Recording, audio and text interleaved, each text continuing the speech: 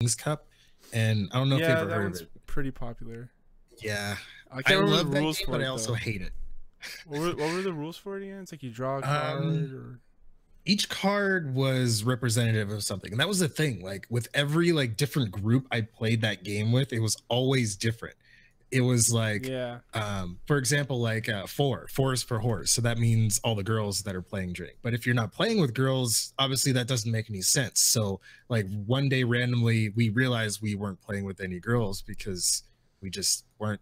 And then I was like, how about four is for doors now? Last person to touch a door has to drink. So it was always like you always had to like be like ready. So whenever you pulled a four, you always had to run for the door. It was so random, but Yeah, you can just like interchange the rules as long as it rhymes and makes sense, I guess. I played that once, and it was in the phase where like I like to drink, so I kept like Mm, losing all the games on purpose yeah, so I could drink. And I then used to do while that other too. people were drinking, like were doing the thing, and they had to drink, I was still drinking, Hmm. cause fuck You it, just I keep want to going. drink. Yeah. Oh yeah. So like I was just drinking no matter what. I'm like, all right, whatever. One night, I had this brilliant idea. I'm like, let's play the Harry Potter drinking games. Like, how do you play that? I'm like, anytime anyone uses magic, you drink. So we were just pretty much just drinking Oh, the when whole you time. watch when you watch the movie. Yeah, yeah, yeah. Oh, okay. And Yeah. then there's the Jason Bourne drinking game. Anytime Jason Bourne runs, anytime he has a flashback, or anytime he uses an everyday object as a weapon, you take a drink. Nice. That one was fun. Yeah, I need to get back to watching my Jason Bourne movies. I'm maybe halfway Mm, through. I yeah, I think I, I saw I like the think the last first. one I saw was when the kid from the end became a grown up. It was like the new. I think it was the new beginning, where like The the kid Bourne becomes the adult, and then he goes into like supremacy. uh I don't uh even know. the what is it, the asylum or something, where they all Hmm. think that he's Hmm. the one that's become the new Jason, Hmm. but it's not really. Interesting. Yeah, that's some crazy movie. It's been a while since I've Yeah, seen they those. I haven't don't. even They seen them there all. was like almost no lore in those movies until Yeah. like the fourth and fifth one. Like the first Okay, one was so like the mom, right? And so yeah. like that one has a story, but the other ones were like kind of just like whatever. Mhm. And then Mhm. they're like, all right, let's give some Action kind for of the sake of action. backstory. Yeah.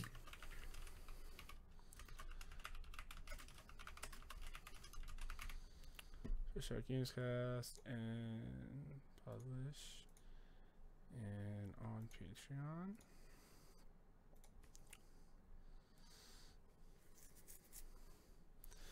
Hello, everyone. Welcome to the Charge Shot Gamescast. Each every week, friends gather around, talk about not the news and gaming. I keep doing that, but the video games they've been playing and the shit that's going on in their lives. I'm joined today by Lo. Hi everyone. I'm waving at the camera for those of you who are just listening to the audio.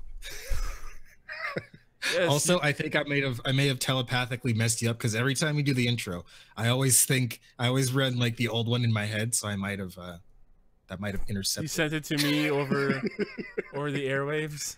Yes, over the airwaves. Through the power of the internet. Yeah, Justin's not here this week, so we got Lo. He was out last week. His lady friend took him away. She did. I didn't fight it. I made him do an impression of you and Ben, so it's your turn to do an impression of Justin and Ben. Oh wow, I wasn't expecting this. I needed prep time. I can't think of a funny thing to I could argue with myself if Ben's easy. Just yell about like wrestling and anime titties or something. waifu wrestling. Yeah, There you it's go. a thing now. Mhm. Fucking fantastic impression of Ben. My name is Ben. I am the self-proclaimed marvelous one. That's me. You have to also be like really energetic and hyper too. So that's like total opposite. You're like super cool and chill. Justin's a hard one to do It's because okay. Justin's a very hard one to do, I think. Justin is a hard one to do. They're both so unique. Exactly. I don't want to do it unless I can do them justice. Let's leave it at that. Yeah. For me, you would just be like, do you do like a really crappy white nerd accent and just bumble your way through words like me. Oh boy. Oh man. But no, Lo, what's going on in your life? Well, how you been doing? What's up? Not too much. Yeah, like you mentioned, my lady friend, she's my like fiance, future wife. I don't know. I like saying She's my lady friend too. Yeah. I call her my roommate still. Like I'm like, oh yeah, she's my roommate. I was like, well, what do you mean? She's your friend? Well, she's my roommate too. I live with her. Shit. So yeah, she took me away on a romantic getaway. It was basically we just went to the other side of town, and we stayed in a really nice hotel. Yeah, it was pretty fun. That's what I did last weekend, and then really not too much. Just like a lot of my days consist of just in general, they just consist of doing chores, eating food, just trying to get some freelance work actually. Oh, I did one of my regular people who I do video editing and stuff for, she actually hit me up. She's like, oh, I have 3 videos I need you to do and another 4th one. And I'm like, oh cool, so that's like pretty much like all the money I need this month. Sweet. But yeah, so that was pretty exciting. Like I said, I'm just mostly just kind of trolling around on the internet for the most part. But oh, one thing I did in the last week was I pretty much purged all the people like I was following on Twitter, like all like the bullshit follows. Oh yeah. I guess you could say. I'm like, wow, I just like scrolling through, I'm like, I follow a lot of people for like, I don't even know why. These are bullshit reasons. Usually unless it was somebody like who I contact like regularly in contact with, or if it's like somebody who also follows me, I'm like, I mean, if it's someone who follows me and I don't know who the hell they are, I'm like, yeah, I'll just unfollow you, whatever. But for the most part, it was a lot of my follows were for like kind of like not really like, well, kind of like network accounts, like small like multi-channel networks. That's what it is. Just mostly from like giveaways and shit. Like, oh, you can do a gleam and just subscribe to us and freaking follow us on Twitter. I'm like, okay, cool. I'll just follow them, unfollow them right after. No big deal. And then I always forget.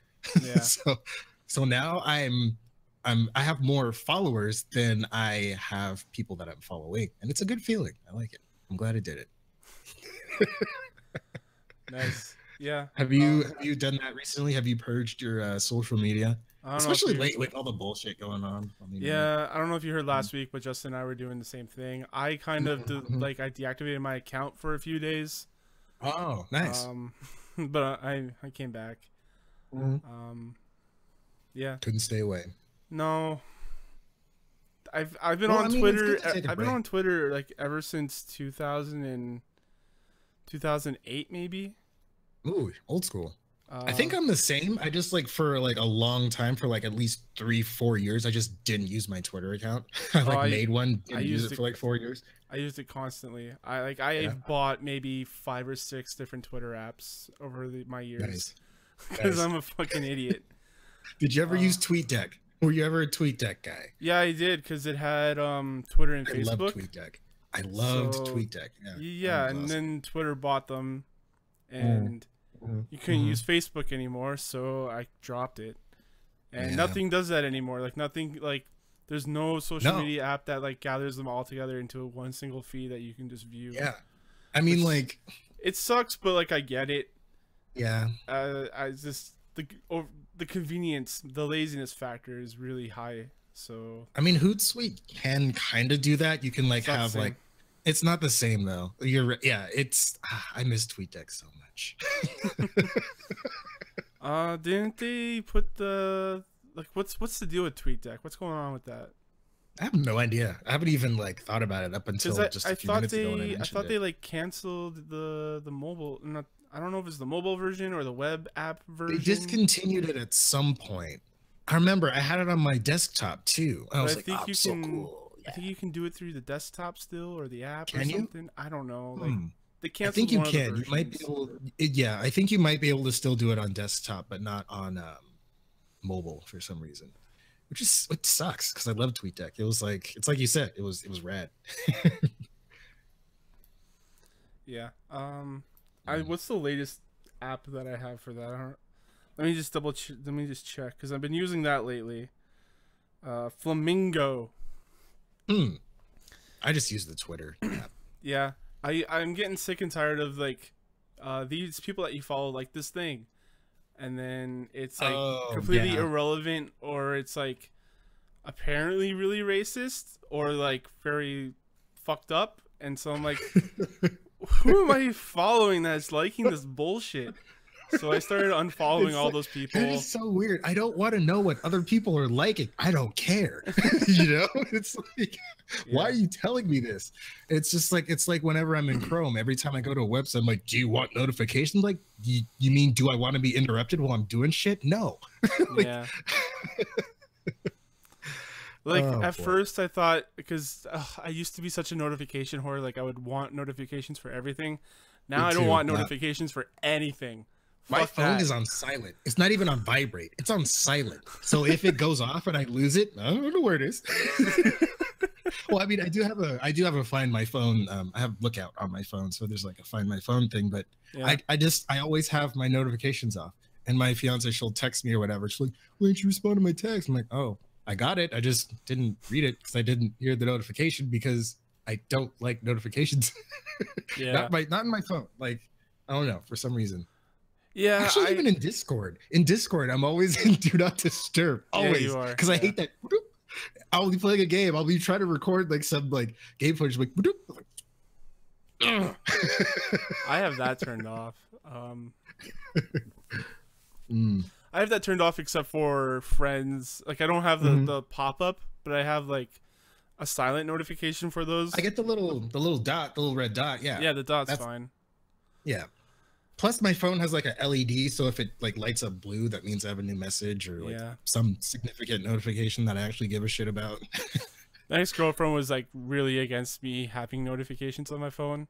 Like really? The light, like we were together, and then all of a sudden the light would pop up, and I would have to go and check it. And admittedly, I guess that is a bad thing, but I don't care. I want the light gone. So I check it. It's like a game. And she would just be like, I wonder, what are you doing? Why are you checking that, huh? And she was very overbearing though, and like very obsessive. So that explains. Tanya kind of does that too, but like not on purpose. Like she'll like have her phone. Like we'll both be like, because we watch, one thing we do, like one of our things that we do, and we'll probably do it until we're old people, is watch reruns of Law and Order, no matter what season. I'm like, oh, what season you want to run through? 18? Cool. Yeah, just hit Netflix. Let's go. And so we'll both have our phones up, right? And then she'll set her phone down, but I'll still have mine up. She's like, what are you doing? Put your phone away. I'm like, what? You just... never mind. You just had your phone out. Okay, I'll put it down.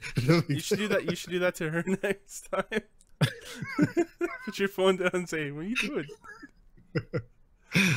I usually just like barrage her with smooches. I'm like, like in a weird way. I'll like she's we're both weird. My suggestion would probably be not for the best. Sometimes I'll send her a text. I'm like, what are you doing? How you liking this show? What do you think is going to happen? Do you think he's going to be guilty or not guilty? Do you think he's going to plead out? I don't think I've ever seen an episode of Law and Order. I've heard like when it first came out, it was like really like it was a really cool show to watch. But now, like at this point, there's better like crime kind of drama shows out there to watch. So it's like if you were to watch it now, some of these episodes are super cheesy. There was one about gamers, I believe. Yeah, the whole Gamergate thing and all that kind of crap, and it was stupid. To me, Gamergate is like a non-thing. Like it's a thing that's trying to be a thing, right? It's a thing that happened, and there's like a lot of scumbag people like are supporters of it. So I don't think Gamergate as a thing anymore, other than just a group of people that hate women or something.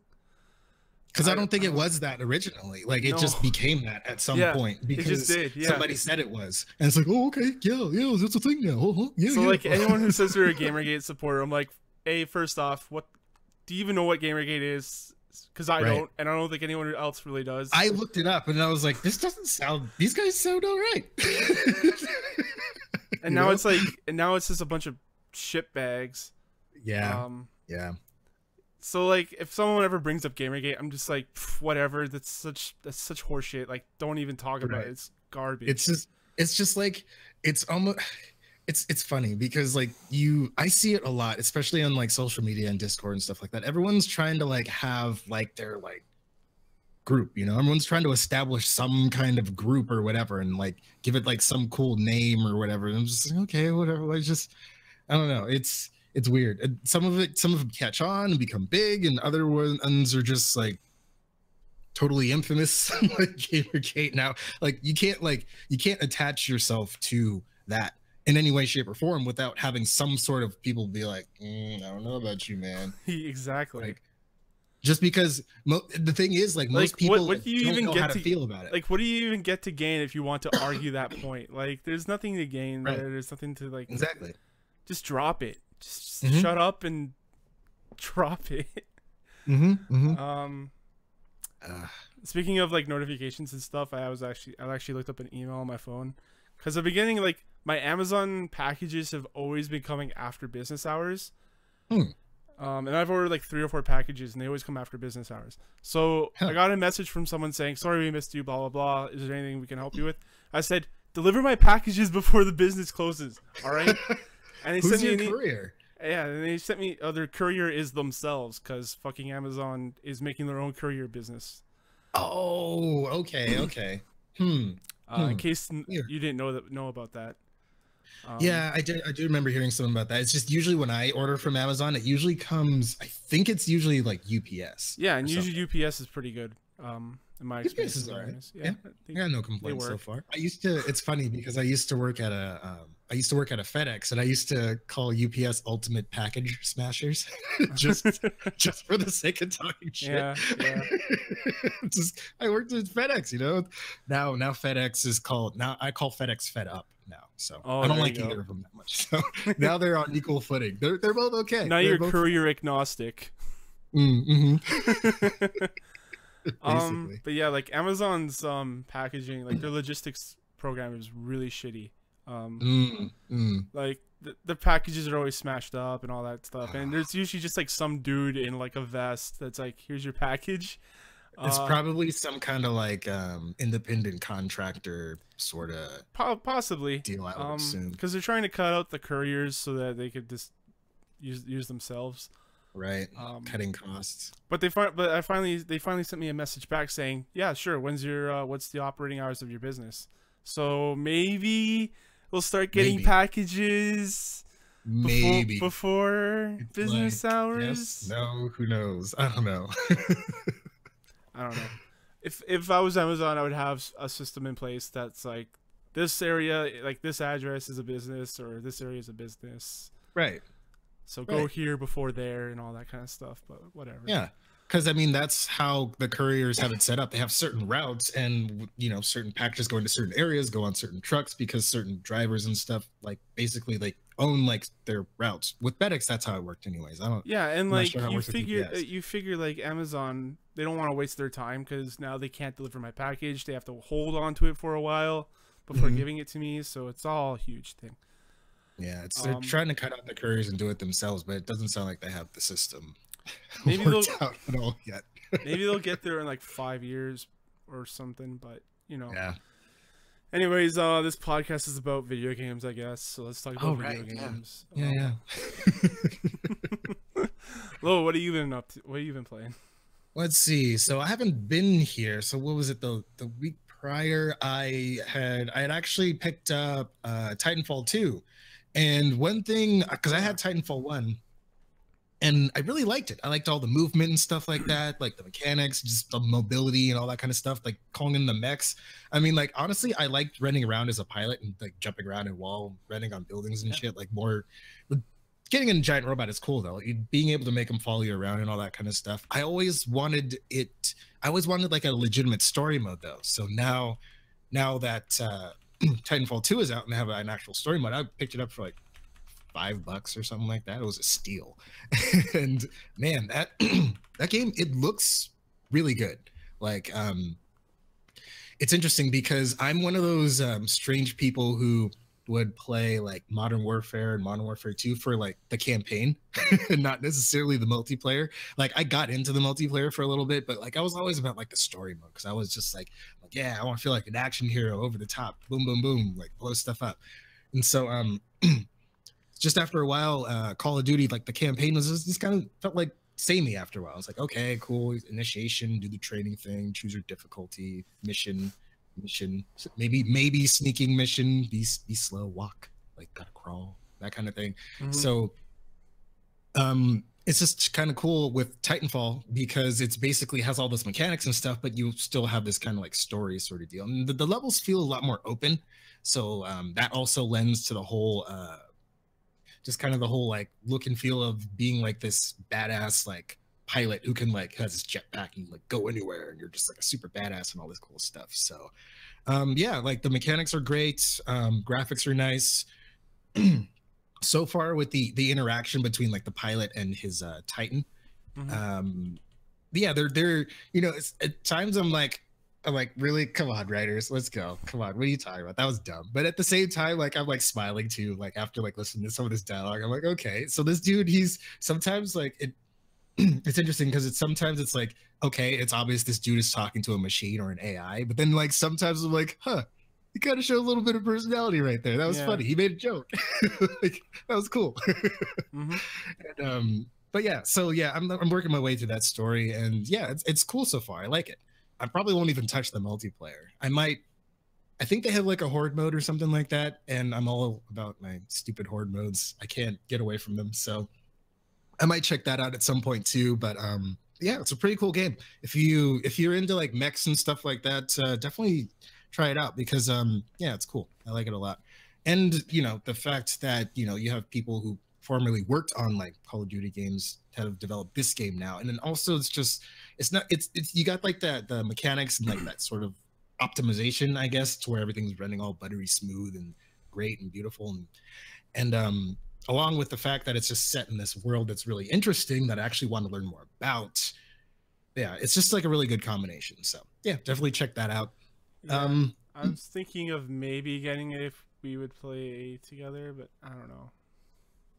Yeah, I've already played the single player, so like that campaign is really good. Like you should beat that game. I just did the part with the time switching, dude. That level was pretty cool. Where you just like you're switching, but you have the wrist thing, and you can like. It was at first I was like, what the hell was going on here? At first I thought it was like the shifting thing was like completely going to be scripted. So I was like, okay, this is a cool little gimmick, whatever.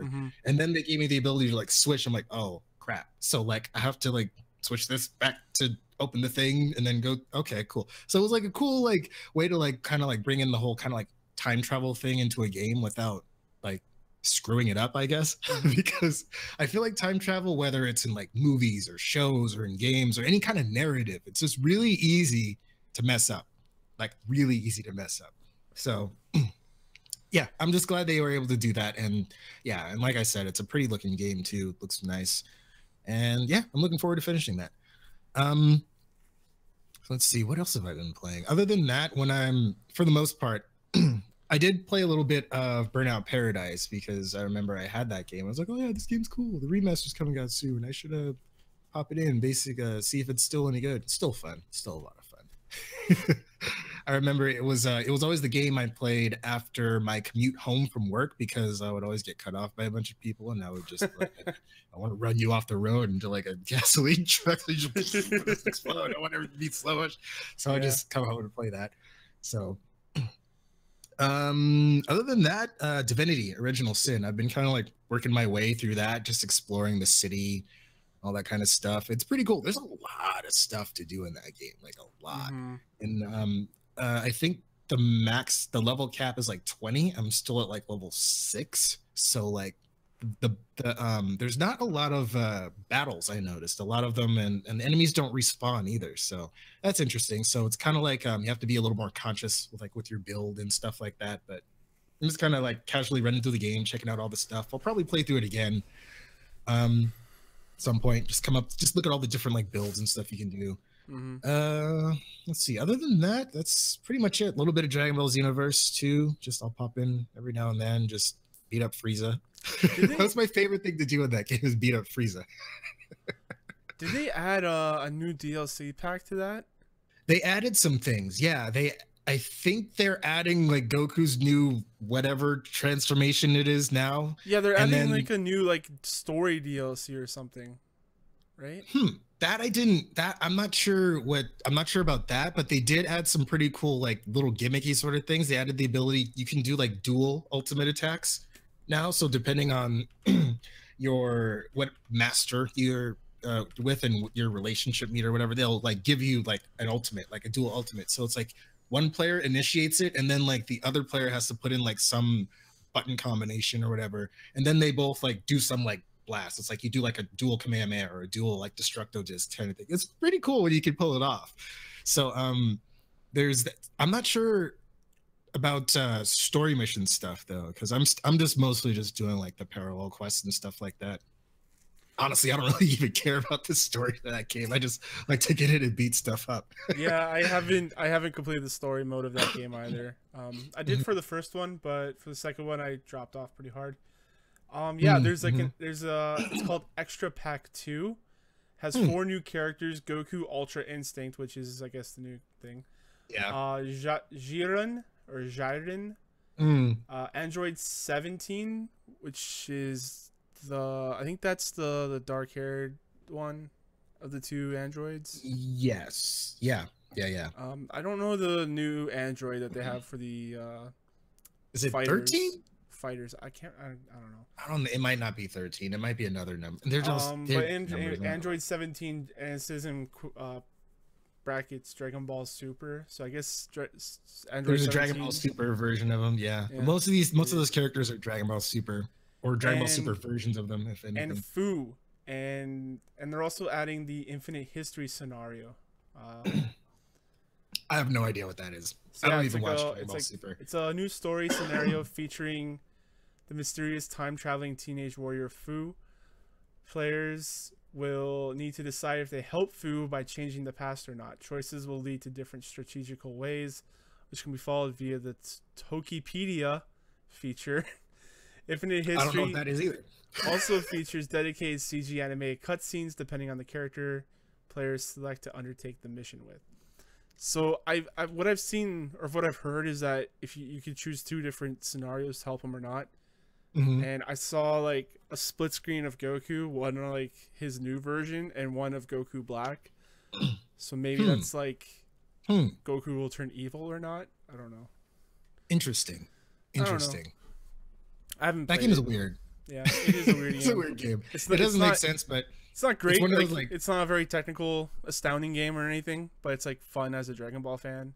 Right. Yeah. It's definitely like a fan servicey kind of game. You have to be like a pretty big Dragon Ball Z fan in order to like really be into Xenoverse too. Yeah. I should probably get back into Xenoverse. I don't know. I'm probably at this point. I was actually just running parallel quests. I think I'm probably overpowered for the story right now, so I'll probably just be able to just like one shot everybody. Yeah, oh no, it's Golden Frieza.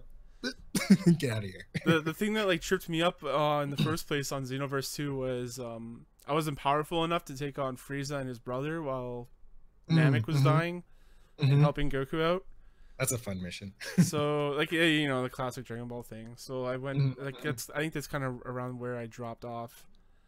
Yeah, and they were adding in like new elements, like basically raids almost. Yeah. But anyways, yeah, like I need to play more of that. But do I really? I don't know. Do you though? Do you? I'm thinking about taking my vacation sometime this month. Just 2 weeks of playing video games. Nice. That sounds like fun. This sounds like really, really lovely. But yeah, played anything else? Have I played anything else? No, I don't think I have. Actually, no, I have been playing a little bit more. I've been playing some more Smite lately. It was funny. I was perusing Reddit, just trying to figure out like what the meta is, and I'm just like, it's like trying to like figure out like code and hieroglyphics and stuff because there's so many acronyms. It's like, well, you got to make sure you CC the double A with the triple B, and then I'm like, what? Got to use your 1 and then your 2 and then the 3, and then you got to make sure you buy some BBs from the item shop and then some like QR thing. I'm just making shit up, but this is basically how it sounds to me. I'm like, what are you talking? What is this? Just tell me how to play the game. Come on. Wait, is Smite the one that's going away, or is that a different one? That is Paragon. Paragon's the Paladins is also another one. Paladins, that's kind of like the free to play Overwatch kind of deal, but that has like a weird meta in it too. Those all just like mash up together into one thing for me. More or less, yeah. I mean, Smite is honestly like I try so hard to like MOBAs. But then, like, I try to like learn how to play them. Then I'm like, screw this. Like, I don't have time for this shit. Ain't nobody got time for that. Except for the millions of people that play them. Right? What's wrong with you people? I feel like Smite is a little bit more casual, I guess. I don't know. I guess something like Dota 2, like, I can't hang with Dota 2. Like, Dota 2 is like boring to me. Like, what is this? Like, I don't care. Like, Dota 2, Heroes of the Storm. Like, I tried. Man. The animation frames that you have to like sit through. The iframes, man. The iframes. God, study them iframes. Like, don't get me wrong, I do have like a reasonable concept of hitboxes and iframes and all that kind of crap, but it's just like that's just a little too much. It's a little too intricate. To the point where people like spreadsheet this shit. It's like MOBA. This is my MOBA spreadsheet. Like, how much free time do you have to come up with a spreadsheet cross-referencing 30 some odd characters in this game? I don't know. Like, I try to like MOBAs, but then like then they're just they get all MOBA-y. Then I'm just like, I don't like this anymore. Why am I trying to get back into this? This happens every time. Oh man, yeah, it's a complicated relationship. Yeah. But yeah, Smite going. Is it working out for you? No. Like, I have like I have like skill rotation down. Like, for like I've gotten my characters. I'm like, okay, I like this guy. This guy's cool. Figure out like what the best like rotation is for him. Go from there. Okay, another guy, cool. Figure out what the best rotation is for him. Go from there.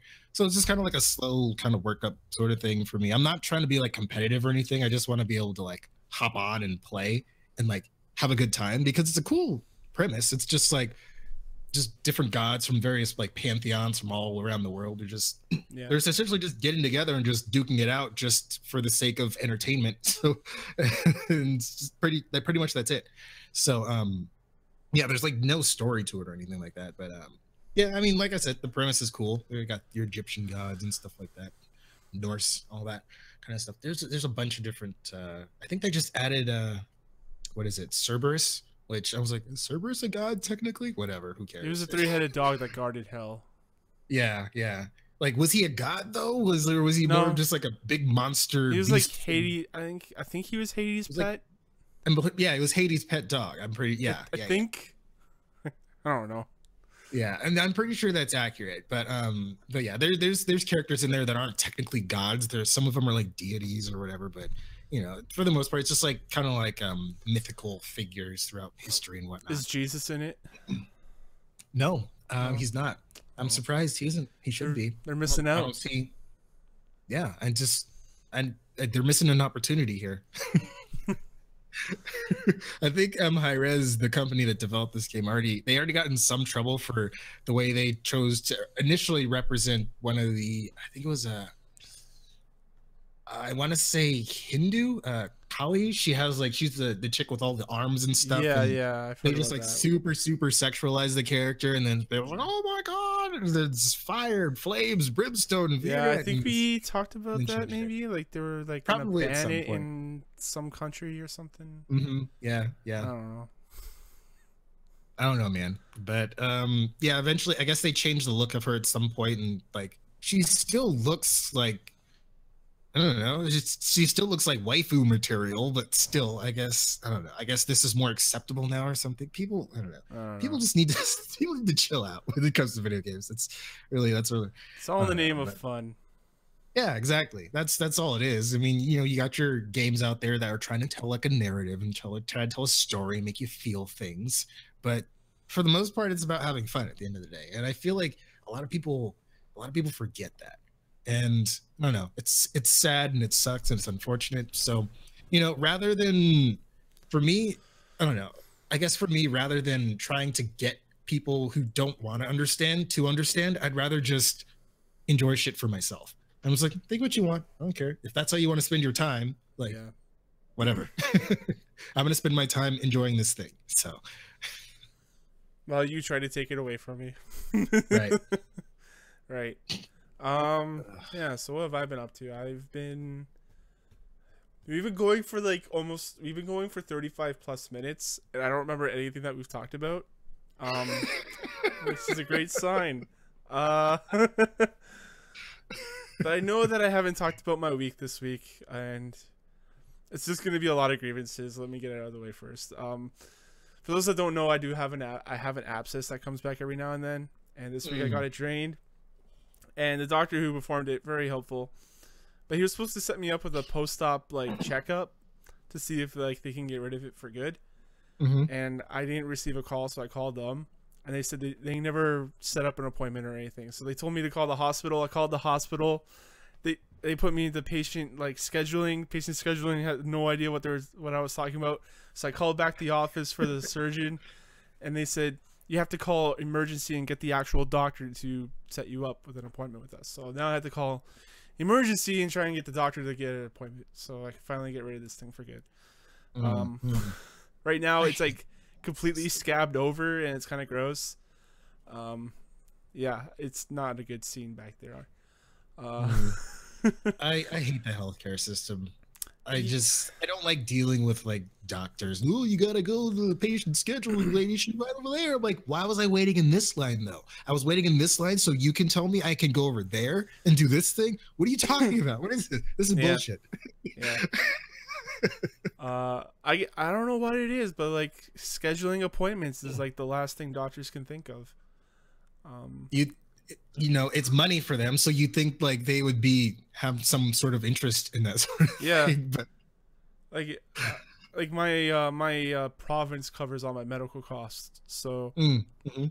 I don't really have to worry about that other than just buying the drugs. I've been on antibiotics this past week.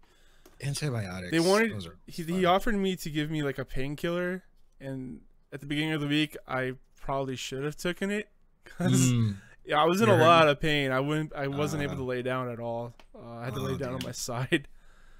Couldn't sit. It was really bad. So anyways, had that, and then went for an oil change for my car. Found out that the drain plug is all fucked up. The oil pan is broken. I went back to the last place. I got my oil changed. Tried to get them to fix it. They didn't want to fix it for free. So, and by the way, I don't expect to take my car into a shop and have them fuck up the oil pan and the drain plug. So one job. Come on, man. How hard is it to just tighten a friggin' bolt? One job properly. I don't know. Yeah. I'm not a mechanic. I don't know these things. I pay you to know these things. Well, that's the thing. You're paying for the convenience, and I mean, changing your oil isn't difficult. It just requires some doing. Yeah. Okay. My dad used to do it all the time. So yeah. But most people would just rather pay somebody else to do it. I do it all the time. I do stuff like that all the time. Last time we moved, we paid to have people come and take our boxes and move them somewhere else. I didn't want to deal with it's like a convenience and thing. So what if someone took your stuff and broke it along the way, and then it's here you go. Yeah, I don't know. You broke it. I'm no, it was like that. I'm what do you mean? No, it wasn't like that. It wasn't just like that. I put it in the box and it wasn't like the rules like that now. You bitch. I hate you. See, I ended up calling Midas. I'm putting you on blast. Fuck Midas. Don't go to a Midas. At least the one on Young and don't go to the one on Young and Eagle or near there. It's really bad. But anyways, so I called Midas headquarters. They left. They said they were gonna send it over to the regional manager, see if they can do anything about it. But whatever, I don't fucking care. I think I found a good mechanic in this though, because I like the guy that I was talking to who showed me the damage. He's been like doing it for years and years and years, and he referred me to a better place to get brakes done. And he seemed like an honest guy. So nice. I don't know. Maybe he's a scammer too. I don't know. But I think he's a good guy. Shout out to Damien over in Aurora Walmart. Jiffy You're Lube. famous now, Mr. Lube. You're super famous now. You're welcome. So yeah, that's been my shitty week. And then Thursday I came out. I was gonna go home and a bird shit on my car, and so I had to clean that up. And that's good luck though. And then also my tail light, or not my tail light, my signal on my back left went out for a couple hours, and it came back on for some reason. I don't know why. That's annoying. That's annoying. So I don't have to get it fixed, I guess. I don't know. Bullshit's been happening this week. Yeah, it's been crappy, but whatever. It's getting things done this week, I guess. Yeah. Anyways, that's been my crappy week. Any games though? Any games though? I don't know. I've been playing Wildlands with my dad again. Just it's the same thing over and over. So whatever you heard me talk about before, it's the same thing. That gameplay loop. Yeah, it's. I find a good loop when you find a good gameplay. Loop, no. Oh really? No. The rewards aren't that great, but there's a lot to do in it with it. And the gameplay is fun though, right? Sounds like the gameplay is pretty. Shoot, sniping dudes in the head. It's always satisfying. I used to hate snipers in any kind of shoot. I'm like, freaking snipers. Now I think they're the coolest. I don't know why. Maybe I just got better at shooting shooters or something like that. Well, when you do the sniping, it's really cool, right? Yeah, of course. When you're fighting someone else who is a sniper, it's not as cool. Right. Yeah. Play more Assassin's Creed, I guess. Assassin's Creed Origins. Play more of that. I've been hearing good things about that. I heard it's not disappointing. It's pretty good. Cool. I got to a part where you're outside the Animus now, so like there's actually a part where you can like walk around and stuff, which is nice to have since they didn't really have that in the last one. Does it do the thing where it flashes back to like present day stuff, like in the middle of the game, or is it? Well, yeah, that's like where you come out of the Animus. Oh, okay. Apparently, you need stabilizers for your kidneys when you go in. That's the whole reason you come out. It's like, all right, you need to get your kidneys stabilized. Apparently, what they've done is they hooked up this mummy to an Animus, and so you're inside the Animus reading the memories of the mummy. It's kind of because memories are just preserved like in that your DNA. Yeah, somehow. They're preserved in your DNA.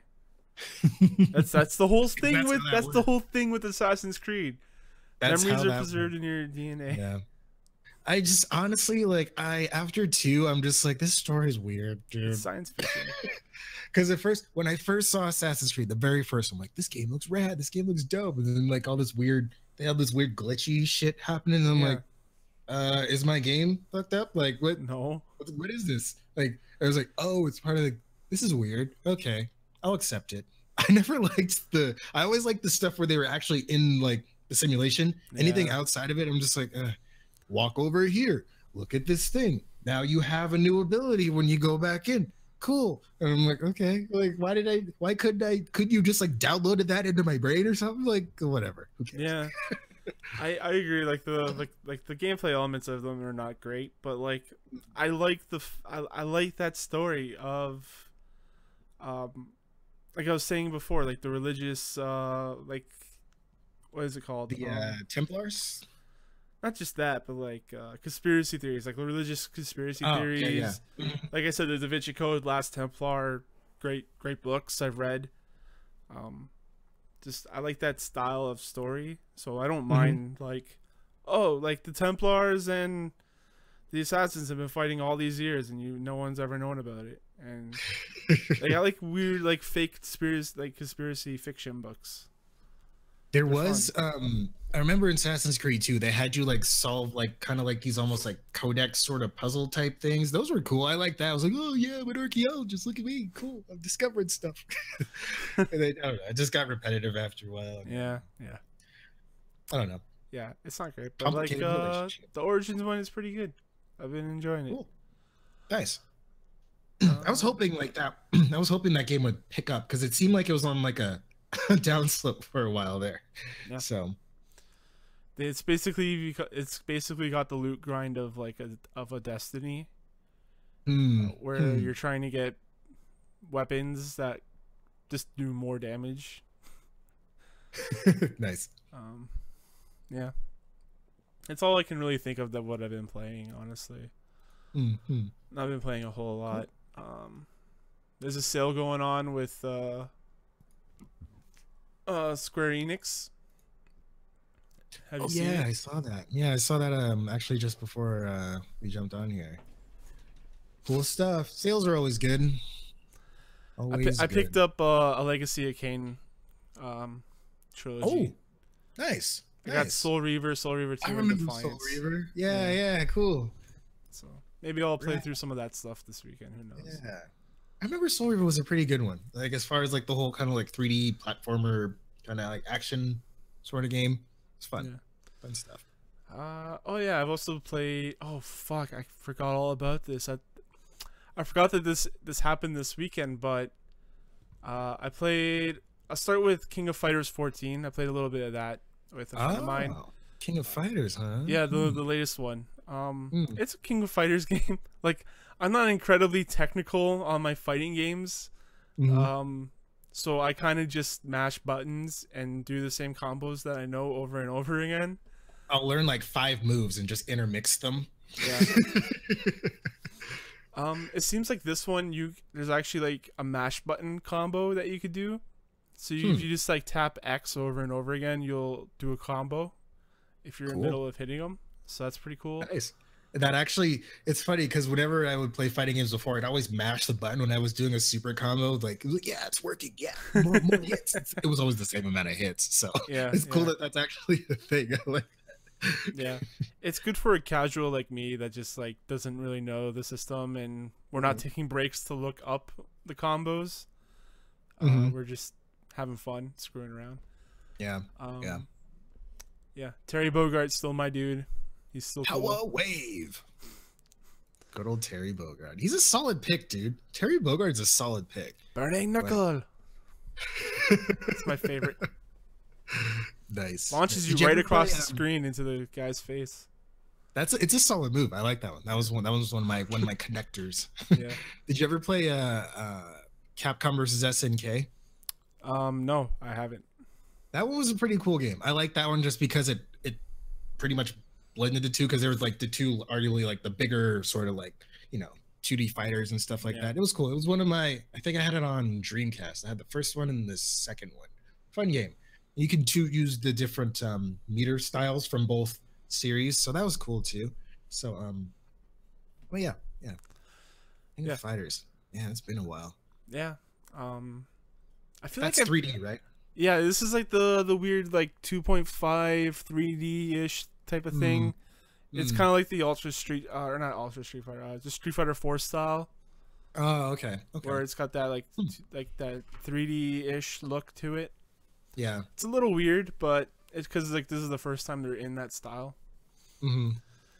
Interesting. But yeah, another game I played was Resident Evil 7. I played through the whole thing over the weekend. Cool. Kind of just like I spent a whole day just playing Resident Evil 7. I figured it's like, oh yeah, I haven't finished that one. I need to finish it. Let me just play a couple hours today. Nice. Let me see how far I can get. And then I looked at the clock. And I was like, oh, it's like been like 10 hours. Let me just finish this game here real quick. Nice. 10 hours. Nice. That's a good run. Yeah, it's like I was playing it all day. It was great. But yeah, Resident Evil 7's pretty good. There's like 3 or 4 different locations that you go to. It actually got me a couple times, like the spooks, especially when you get into the part where there's bugs everywhere. Ugh. and I have a fear of bugs, so that really works on me. Creepy crawlies. I'm surprised there's not a lot more bug stuff in horror games. Yeah. You know? Like it's and always, you know what? Yeah. Whenever I do see bug stuff in a horror game, I'm like, ugh. Like it's like extra. It's just extra, you know, because it's like you don't run into that super often. It's usually super gory or something like that. Yeah, it's usually like body morphing, which is still kind of gross, but I feel like that's more alien than body horror. Like I'm just thinking Dead Space because that game is free on Origin. And then also like Resident Evil is usually like mutants, right? They're not real, they're or like zombies or whatever. They're not really like mutant zombies kind of. I don't even. Yeah. It's not really bug stuff. And the woman, I don't know if you've seen anything about this though or not, but you know the mother. Yes, she's the one that like summons bugs out of her mouth or something. Ugh. So kill it with fire. Yeah, fire, you actually get a flamethrower. Fire. You actually get a flamethrower, and you get to burn all the bugs. It's pretty great. There you go. Have some fire. See you later. Never seeing you again. Yeah, it's pretty cool. I guess I won't spoil the story, but the story stuff seems kind of solid. That's what 6 was kind of like missing. It was like not great playing, and also the story was kind of just everywhere and made no sense. This one told them. Yeah, 7 told a more like coherent and cohesive story, more put together, like more focused on the characters involved and the some of the backstory of what was going on before you arrived on the scene. So you kind of understand why that family is like that. Basically, I'll just say they're like a weird hick family that got cursed. Weird. And I'll just leave it at that. Okay. So is this does 7 tie in with any of the previous games at all? Yep. Or? At the end, should I spoil the end? Should I spoil the end? It's been out for a while. Spoiler alert! Spoiler alert, everyone. A very minor spoiler at the end. Chris Redfield shows up, and he helps you up and into the. Does he punch? Does he Redfield? No, he doesn't. He throws you a gun and tells you to kill the enemy. He's like, use the gun, and I'm like, great. I'll use this overpowered handgun. So I kind of like that they have that trope where like someone throws you like, or you get an overpowered weapon to defeat the final boss, because that happens in every single Resident Evil game. Yeah. So I like that that's in there, and it's Chris Redfield that gives you the gun. It's pretty cool. Should have punched something. Yeah, he's way less jacked in this one. Is he? I would hope so, because if he was like super jacked, because I feel like this one's a little more realistic. Yeah. So like it would just not. It just wouldn't fit. Chris Redfield's had some issues in the past, I think. I honestly don't even know what the timeline of these Resident Evil games are, but I feel like if we're going in sequence here, that takes place 1 through 7 is like the chronological order. I feel like Chris Redfield was started out in the indies. I'm making a wrestling reference. Started off in the indies. Came to WWE. Vince McMahon wanted him to bulk up, so he took some steroids, bulked up, and now he's back on the indie scene. And he's looking better than ever. I don't understand any of what you just said, but it sounded compelling. So okay, there we go. Bravo. I feel like Justin shits on your wrestling references enough. Someone's got a signal boost. Yeah. I mean, you are the boss after all.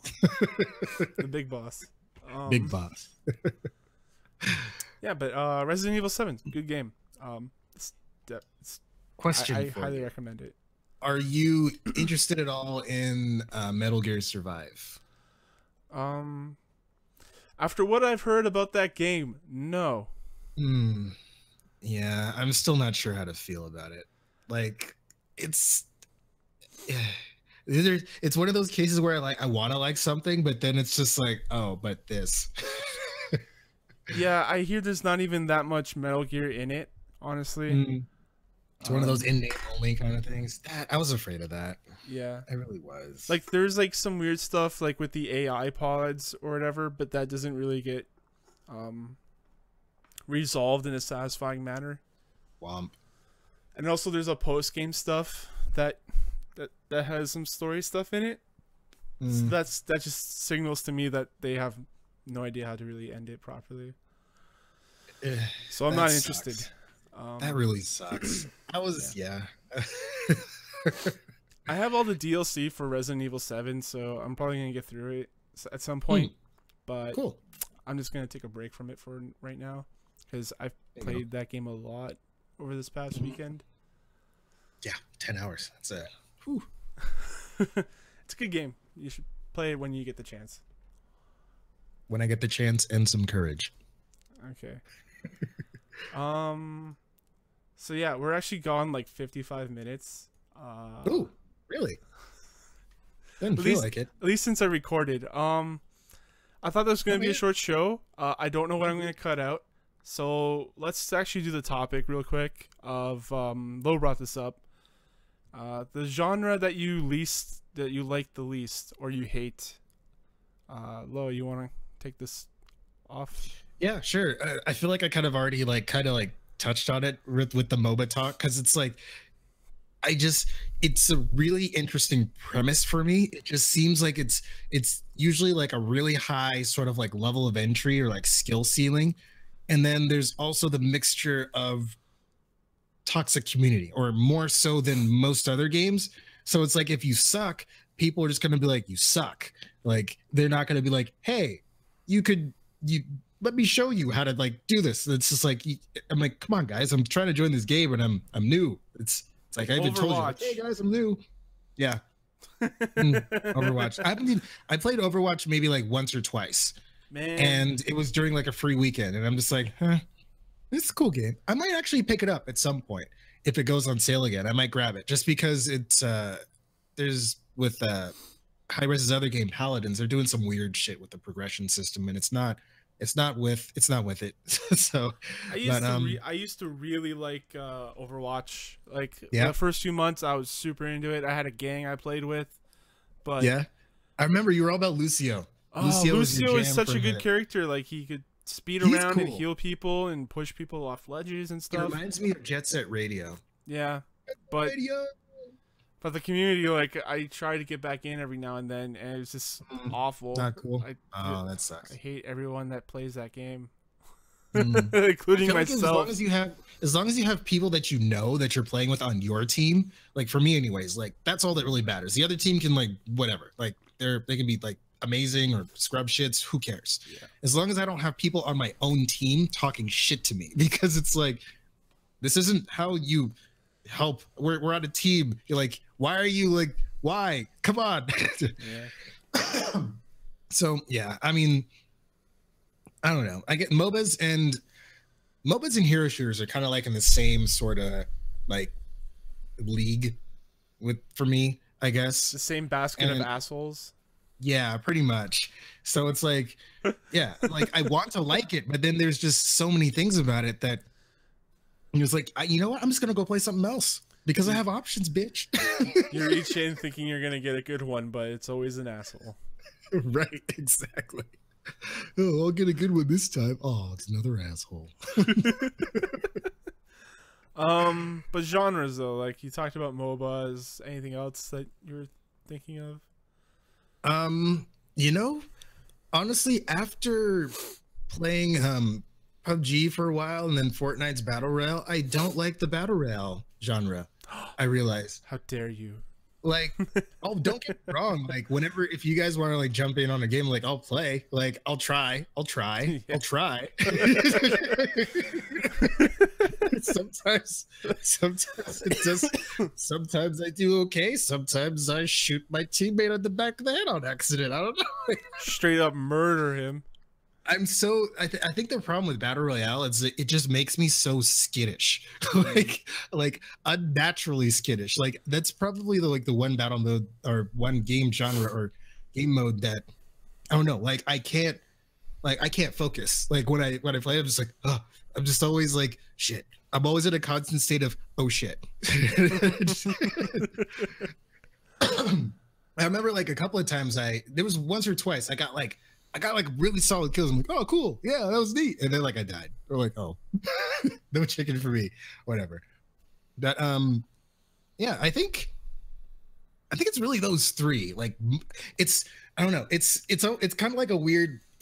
They're all in the same basket. Those three: MOBAs, hero shooters, and battle royale. It's like I can enjoy them every once in a blue moon, but it's just like most of the time, it's just like, oh, this is really keeping me from really enjoying this right now.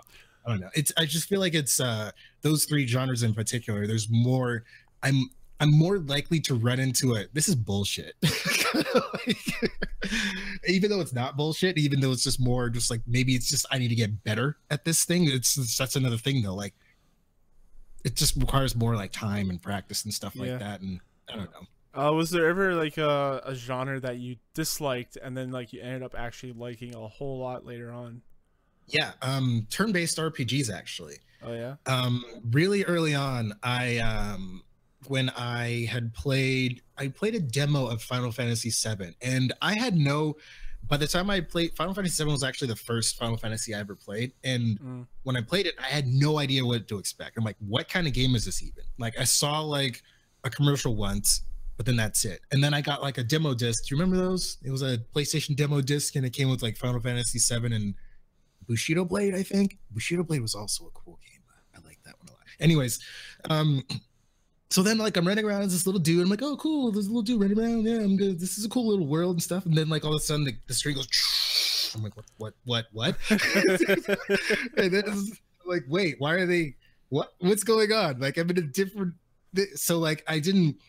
At first I was like, this is weird. I don't like this at all. Like I want to be able to directly control my characters and stuff, but you know, the more and then I actually didn't play 7 again for a long time. I actually went back and I played it was 6, I think. And then I came back and played 7. I was like, oh, you know what? Turn-based games are not that bad. You just kind of have to like go into it with like a certain kind of mindset or whatever. And then yeah, so definitely turn-based RPGs or just really RPGs in general, because then a few years after that, I had played what is it? Morrowind, Elder Scrolls Morrowind. And at first, when I first booted it up, I was like, this is weird. I swung at the dude. Why didn't I hit the dude? I missed. Like, how am I missing this dude? And then I realized that, oh, stats and like statistics. And like basically every time you swing at the enemy, it's like a dice roll kind of. Oh, really? It was like that? I didn't realize. Yeah, Morrowind was a lot more heavily stat based, and your build like mattered and shit. When it got to Oblivion, that's when they kind of started like, I don't know, they kind of started like dumbing it down, for lack of a better term, just like all the different perks and stuff. Make it more realistic. Oblivion was still a little bit more stat based, but then Skyrim, they just throw all that shit out the window. Like it's just like all perks and stuff. And but yeah, Morrowind was legitimately fun. I never played Morrowind, so I didn't know that at all.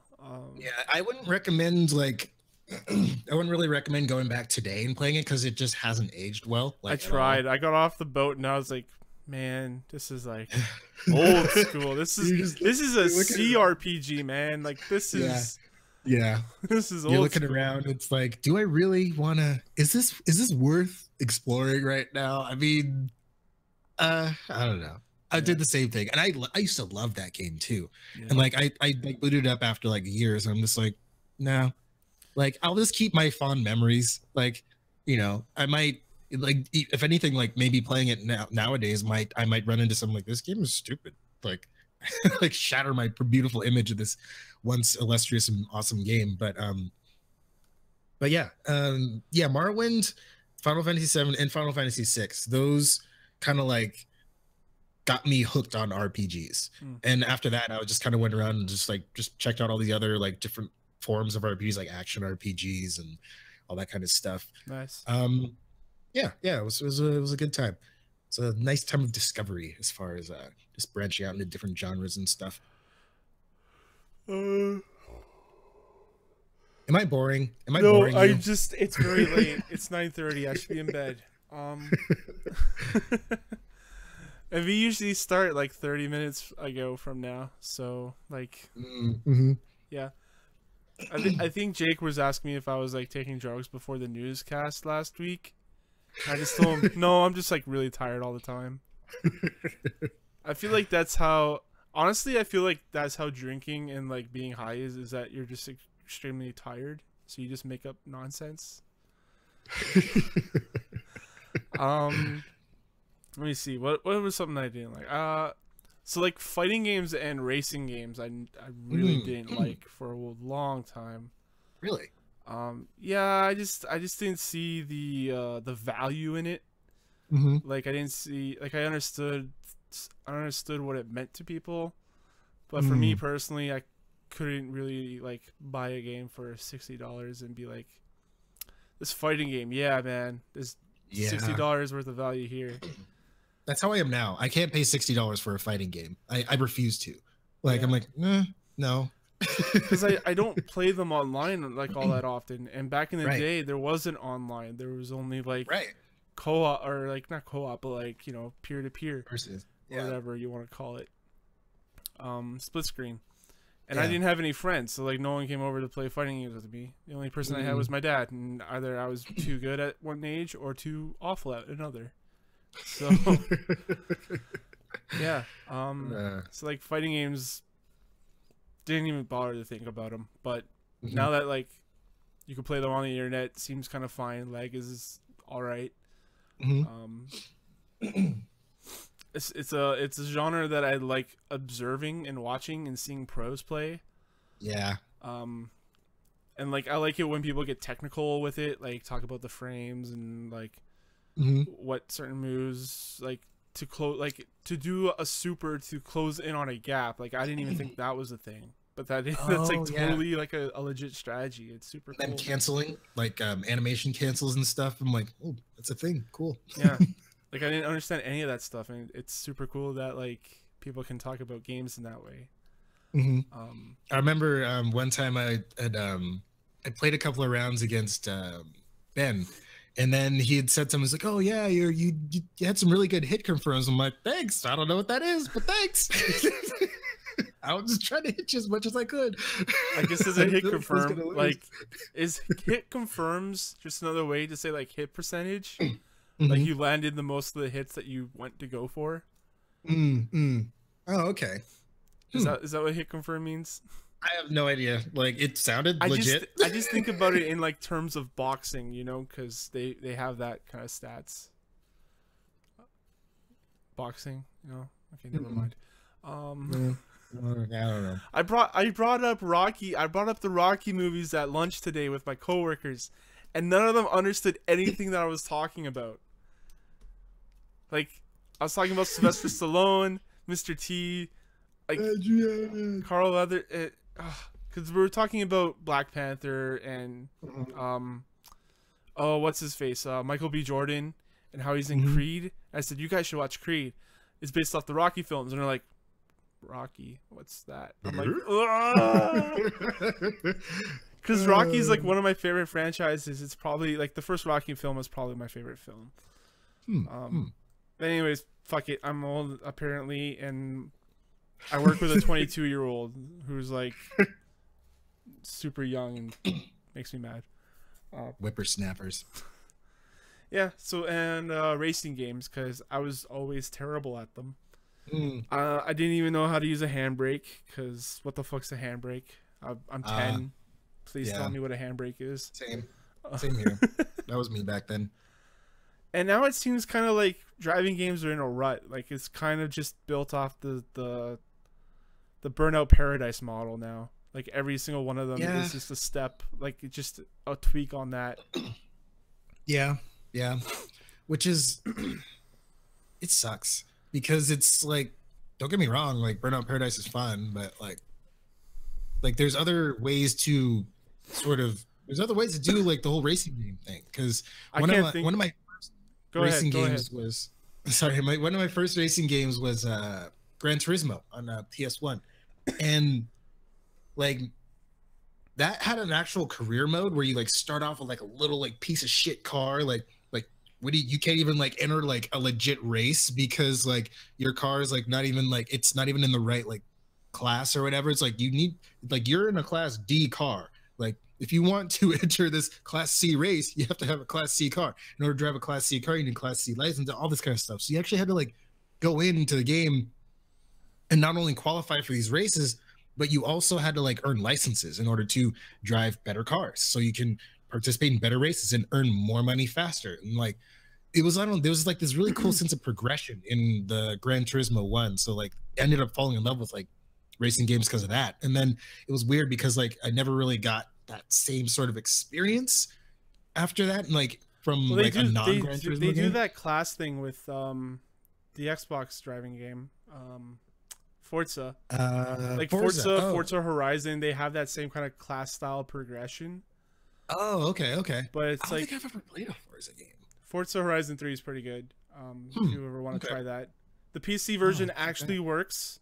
It's actually like a good version of that game. Do I have to get it through the Windows Store though? Yes, you do. You might need a bit of CPU power though for that game. Yeah. It requires a little bit more CPU power. I'll check it out. But yeah, like that's a really good game, but like it's got the same style of like you said, the old school progression system with the classes, but it's also got like that open world feeling that Burnout Paradise has. But it's just like, where do you go from there for a driving game? I just can't think of anything that can like progress the genre. Because the most you can say about a driving game is like, it's always the benchmark of what stuff looks like the clouds, the weather, the car models, like all that stuff. But like, other than that, where do you go? And I just don't know.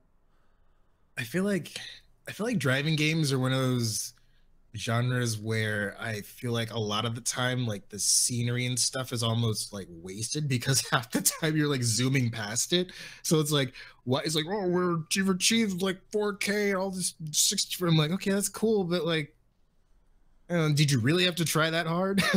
Like, it already probably looked good. Probably looked good otherwise, but I don't know. Racing games are weird beast. I'm either usually playing a super realistic racing game or I'm playing like Sonic Transform. There's like no real in between for me. Well, actually, no. Well, yeah. Well, no, Burnout's still very arcadey, so Burnout's a lot of fun though. It's kind of like its own genre, sort of. Just the whole like smashing up other cars and stuff, crashing on purpose. I don't know. Yeah, like driving games I wasn't really into. I'm still like I'm like a little into cars now. Also, like when I was younger, I super didn't care about cars. Like people would be like, "Oh, check out this Ford GT X57." I'm like, "All right, it's a car." Whatever, you know what I mean? Like it's got 4 wheels. It's got a driving stick, which is like a steering wheel. Driving stick. Yeah, driving stick. That's what I'm gonna call it. Nice. But you know what I mean, right? Like it's people when people ask me like, what kind of car do you have? I say minivan, but then someone's like, no, you have an SUV. I'm like, oh, there's a difference.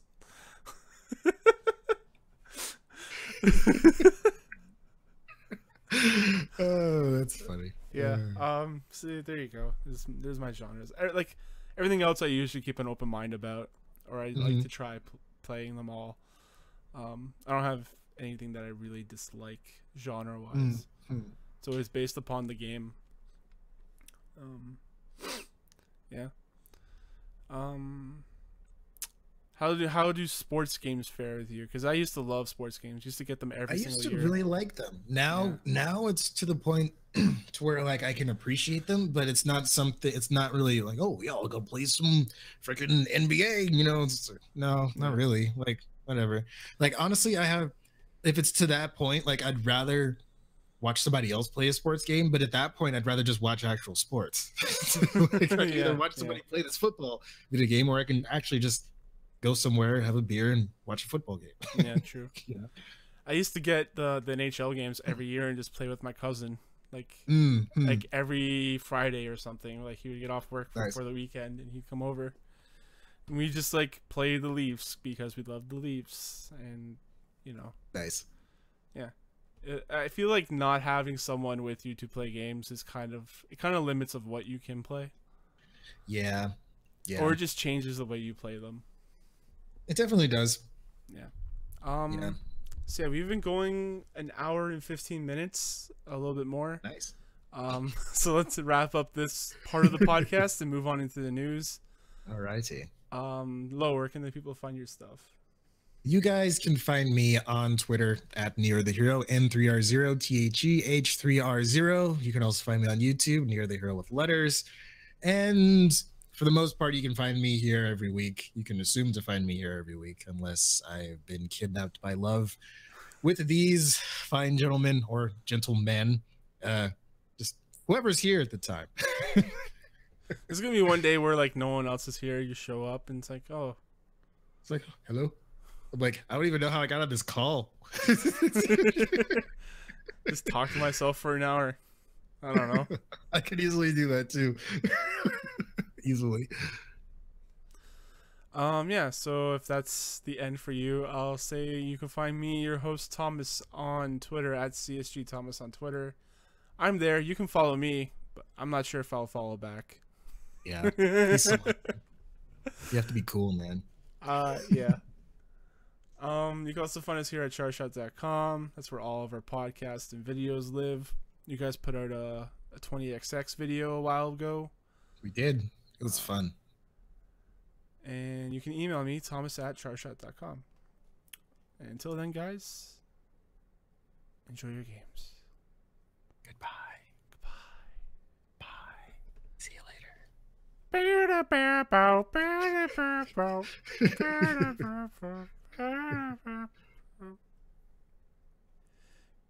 Careless whisper.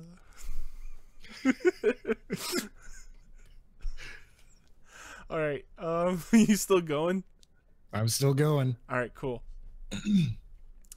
Hello, everyone. Welcome to the Video Game Newsy News Show, hosted by your host Thomas and Low. Ba ba da ba.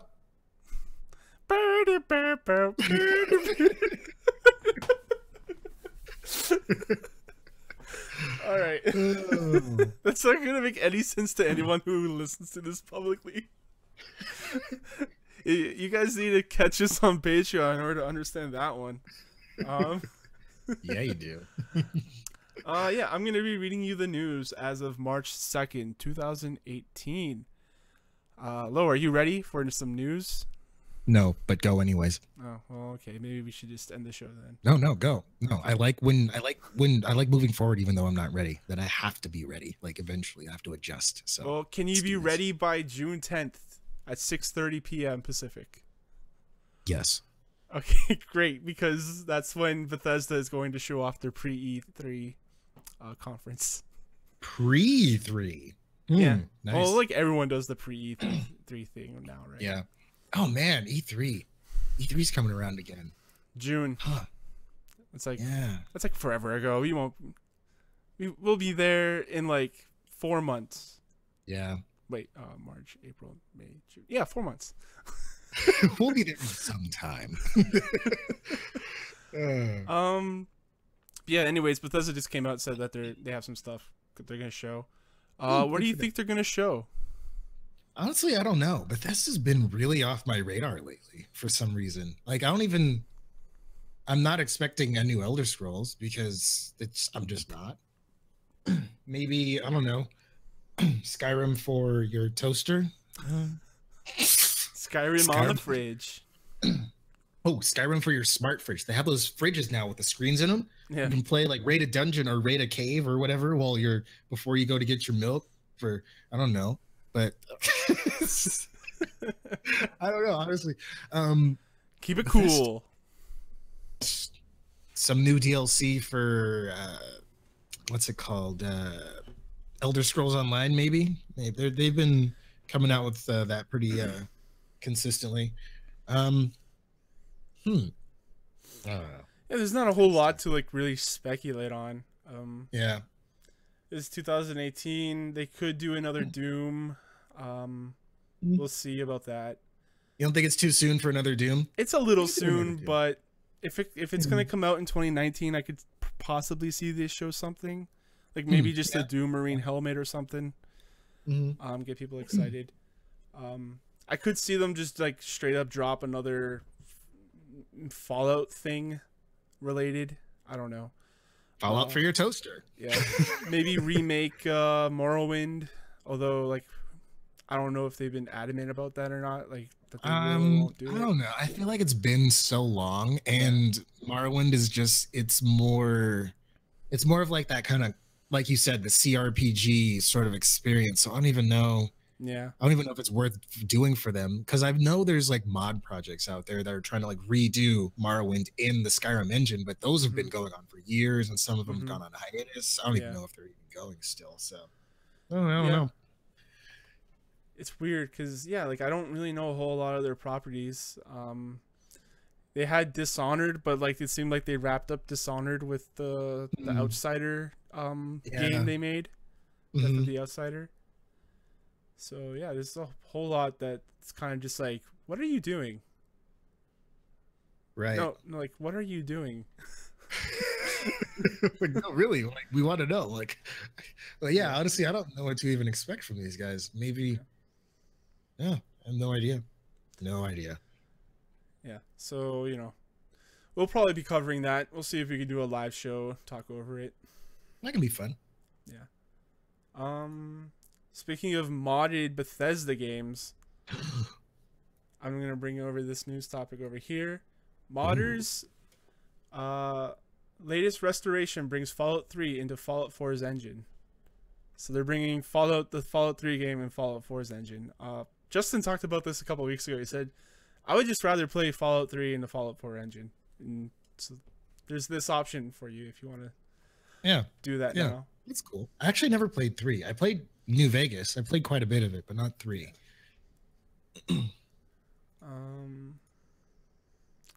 Let's see. Yeah, I won't do this, but like that's out there if anyone's interested in it. A game that I'm interested in is Yakuza 6, and did you hear that they released the demo, but it wasn't the demo, it was the full game. Oh. Oops. I wonder which intern got fired for that one. So yeah, Sega today blocked the US PlayStation Store demo for Yakuza 6 after it became clear that the company had accidentally made the full game available for free. I wonder how many people actually got the full game. Like, and would it still work after they blocked it? Huh. Yeah, I don't know about that. Like, when I saw the story about it, I was like, I should probably download that and see if I can get in there. But I have a feeling they kind of just blocked. I feel like they've just blocked it off for everybody now. Yeah. Wow, that's a pretty big mistake. It is. Oh boy. Apparently, Sega forgot to implement the appropriate locking mechanisms for the main bulk of the game. So it was kind of like a trial thing. Like you would play it for a couple hours and be like, that's the end of the trial.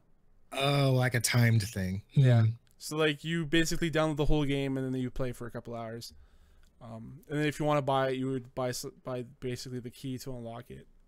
It's already been out in Japan for a while.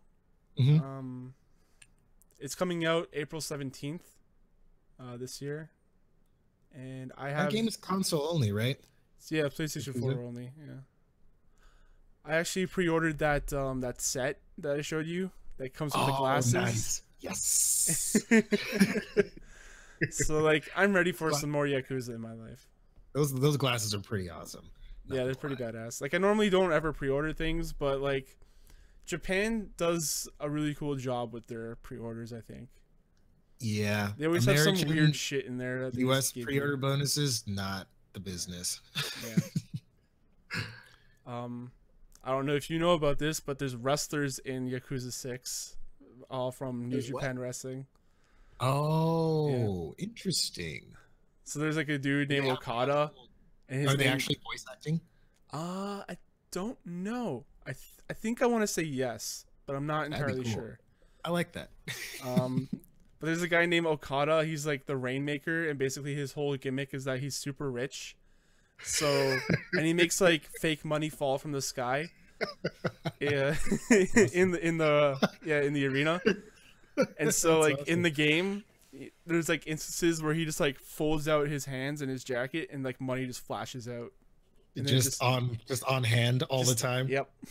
Wow, that is dedication. That's dedication. I gotta admire that. It's pretty great. I gotta get like one wrestling reference in every show. Oh, of course. I mean, why not? So yeah, they locked it. Can't get it anymore. Apparently, Polygon reached out to Sega for a comment. You probably won't see a comment, but Oh, Sega. They're always screwing something up. I'm gonna save this one for maybe near the end. Let's see. PAX Organizers acquires US Gamer, Eurogamer, and others. So you know PAX, right? The Penny Arcade Expo. Yes. So they acquired Eurogamer and US Gamer, basically two gaming journalist sites. Interesting. And it just seems like they're coming to take over like the I think they also like Eurogamer hosts like a convention as well in the EU. So they're kind of just taking over that scene of like conventions and stuff. Interesting. Yeah. Very interesting.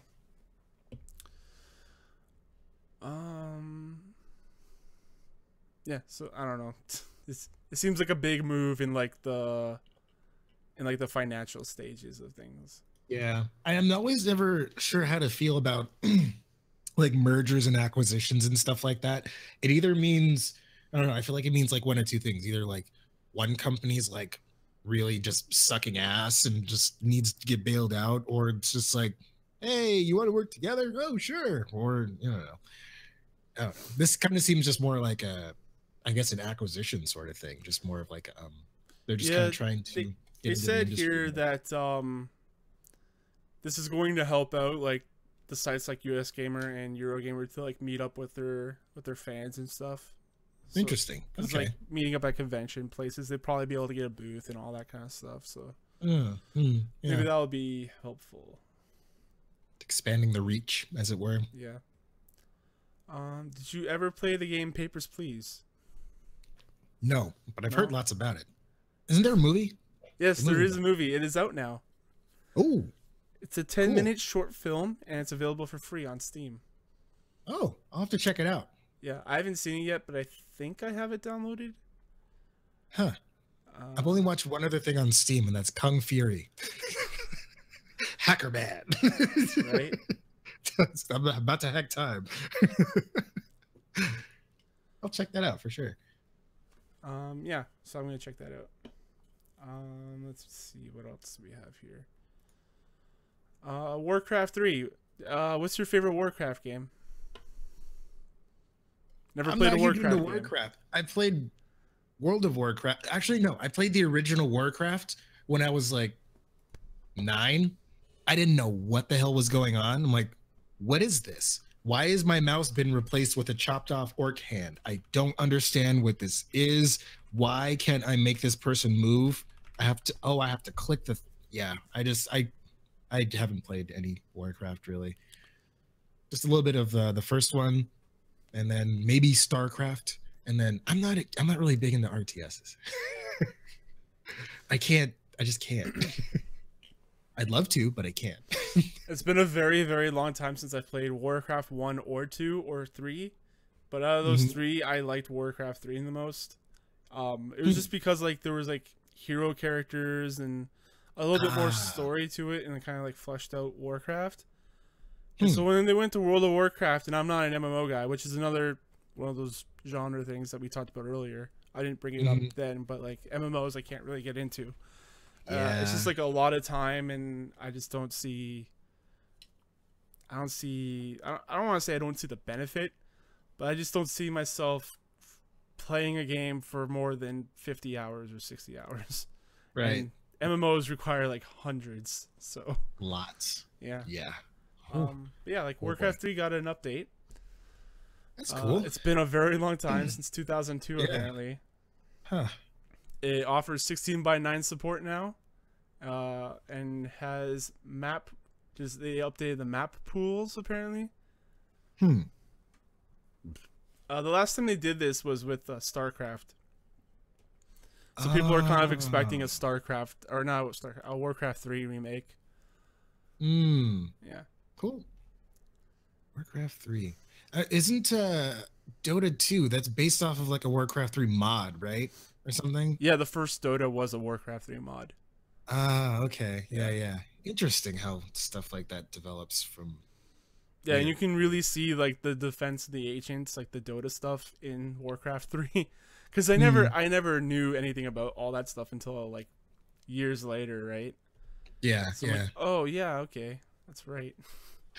Oh, it makes sense. Oh, never thought about it that way. Yeah. Um let's see. Let me just I pulled up a story here with the headline saying Blizzard tweeted something that made everyone think Diablo is coming to Switch. Oh. Hmm. And the tweet was "Sweet dreams with a Diablo head in an outlet," and basically they switched it on and off again, like it was like a nightlight. So they Mm. switched it on and off, and How people are like, meta. "That's a Switch game." How meta. I think Diablo 3 could do well on the Switch. They'd make a cool handheld game. I don't know. Maybe. I don't know. Maybe. Huh. It's just weird because like everyone's freaking out over it. Like just like we like to Blizzard claim here that fans. like fans freak out over the dumbest shit and the subtlest shit ever. Yeah. And this is kind Hype of one of culture. them. Polygon reached out to Blizzard and they said like, we're not that clever. Like there's no way like we would think We're about that. That's, or are they that clever? Are they so clever that they would tell you that they're not that clever so that you are it's like, oh no, they're not that clever. And then boom, Not next thing you know, Diablo 3 on Switch. We need to pull you out of the Inception machine, Lo. You're getting too deep. It's a dream within a dream within a dream. Yeah, they just said they're not that clever. It was supposed to be like a fun community thing, but they have nothing Mhm. to announce. Yeah, All right. that's funny. Bungie is bringing the original Iron Banner to Destiny 2. They're increasing gameplay to 6v6 instead of the 4v4 we have now. Match time limit is 12 minutes. Score limit 125 points. Respawn time is 7 seconds. All control zones start off neutral. Control zones take slightly longer to capture. Additional Guardians, max of 3 in zone, increases capture speed. Guardians participating in a capture get more super energy. So if you like the original Iron Banner, they're bringing it back. I never played the original Iron Banner, so Sounds kind of like a domination type of mode. yeah. That's cool. I got a lot of news stories, by the way. Just like Okay. loaded up. Some of them are pretty heavy, like this one here from Polygon. A 16-year-old high school student has been ordered not to play violent video games after he made a school shooting threat on social media. I don't know if you heard about this one or not. Mm-hmm. I might have sent that one because I definitely read that article, but yeah, stupid kids. Kids are stupid. Don't be stupid, kids. Don't be stupid. Yeah, basically he said that y'all need to shut up about school shootings or I'll do one. That's fucking crazy. Like, this guy needs to get checked out already. Yeah. Yeah, just a little. And I kind of want to take this topic, this news story here, and go into some of the more heavier stuff. Like, so essentially, this kid has been said, you can play all the Mario Kart you want, just don't play any more violent video games. And From a video games are judge. being the scapegoat again for violence. That school happens sooner or later. shootings. Yeah. Come full circle. So now ESRB has brought in. Oh no, wait, that's not it. I thought there was another article here. I can't find it now, but essentially Donald Trump said that he's going to be meeting with video games like specialists. Oh. What does that mean? Yeah, I can't find the article, but I think it was from Kotaku saying that they were trying to reach out to people and see if he was actually meeting with anyone, and it turned out like no one has corroborated No with one the can president. confirm. Yeah. Like, no one's actually meeting with him. So he's just saying shit. And even the ESA, like the company that's supposed to represent the video game industry, has said like we have no one that's meeting with him. So He's just saying shit. Just stop saying shit. Oh. Yeah. Oh, jeez. Ridiculous. Or no, it wasn't ESRB. It's ESA. I think I said ESRB. But anyways, yeah. Like, there hasn't been a development. Let me just make sure that there hasn't been one since I've posted. Yeah, this. something may have occurred since then. This is the internet after all. Yeah. But yeah, like, this is the fear that everyone had, that the government's going to get into their video games now. Mm-hmm. Like, we talked about that 10% tax levy. You guys might be paying up to 10% on video games now. That was in Rhode Island. I don't know if that's going to go national or not, but like, who knows? Oh boy! Like, you already buy fewer video games now than you already do, and you don't need a 10% increase. It's ridiculous. Let me see. Let me just try and find the news, because it was a recent article, right? Lo, vamp for me. Talk about stuff. Things and stuff. Stuff and things. Yeah. Great. How's it going, everybody? Well, Thomas is getting some more material prepared for us. I just wanted to take a minute to. Honestly, I was actually going to save this for the end, but I just wanted to say, thanks for your time. Thanks for tuning in with us every week. And I mean, you could be doing any number of things with the time allotted to you, but you choose to spend it with us. We're a couple of bozos over here on the internet with microphones and stuff. So, yeah, I appreciate you, and Thomas does too, and so are the rest of the guys. So, I don't know. I feel like listener audience appreciation is a thing that it's fairly important. It's fairly important. People like to feel like they're important and loved and respected and appreciated. So, yeah. By the way, Thomas, I appreciate you too. I appreciate you and the audience and my parents. Aw. I love my parents. I was just talking to my mom this morning on the phone. Yeah. It's one of those things. It's like, I don't talk to her like super often, but when I do, I always just like feel like, yeah, I feel good. I feel good after having this conversation. Because we talk about, like, it's weird because sometimes I'll be like just having like a conversation with my mom, but just like adult shit. And then I'm just like, I remember back in the day when I was like, you know, I'd ask her about like the stupidest crap, like, why is the sky blue? And so now we're just like talking about like real things, like, you know, houses, and mortgages, and stuff like and that. And like why the sky is actually blue. Right. Like the science behind. You see, it's the light rays reflecting off the atmosphere. Yeah. But yeah, like there's like the last update was yesterday at 6:53 p.m. and there's still no like. There's still nothing. So, you know. Curiously absent. Interesting. Yeah. It's just saying shit, man. Don't stop just saying shit, people. Don't just say things. Like, come on. Speaking of governments getting into our video games, ESRB is taking an action against the loot boxes. Interesting. ESRB is going to have an in-game purchase label on the box of a game.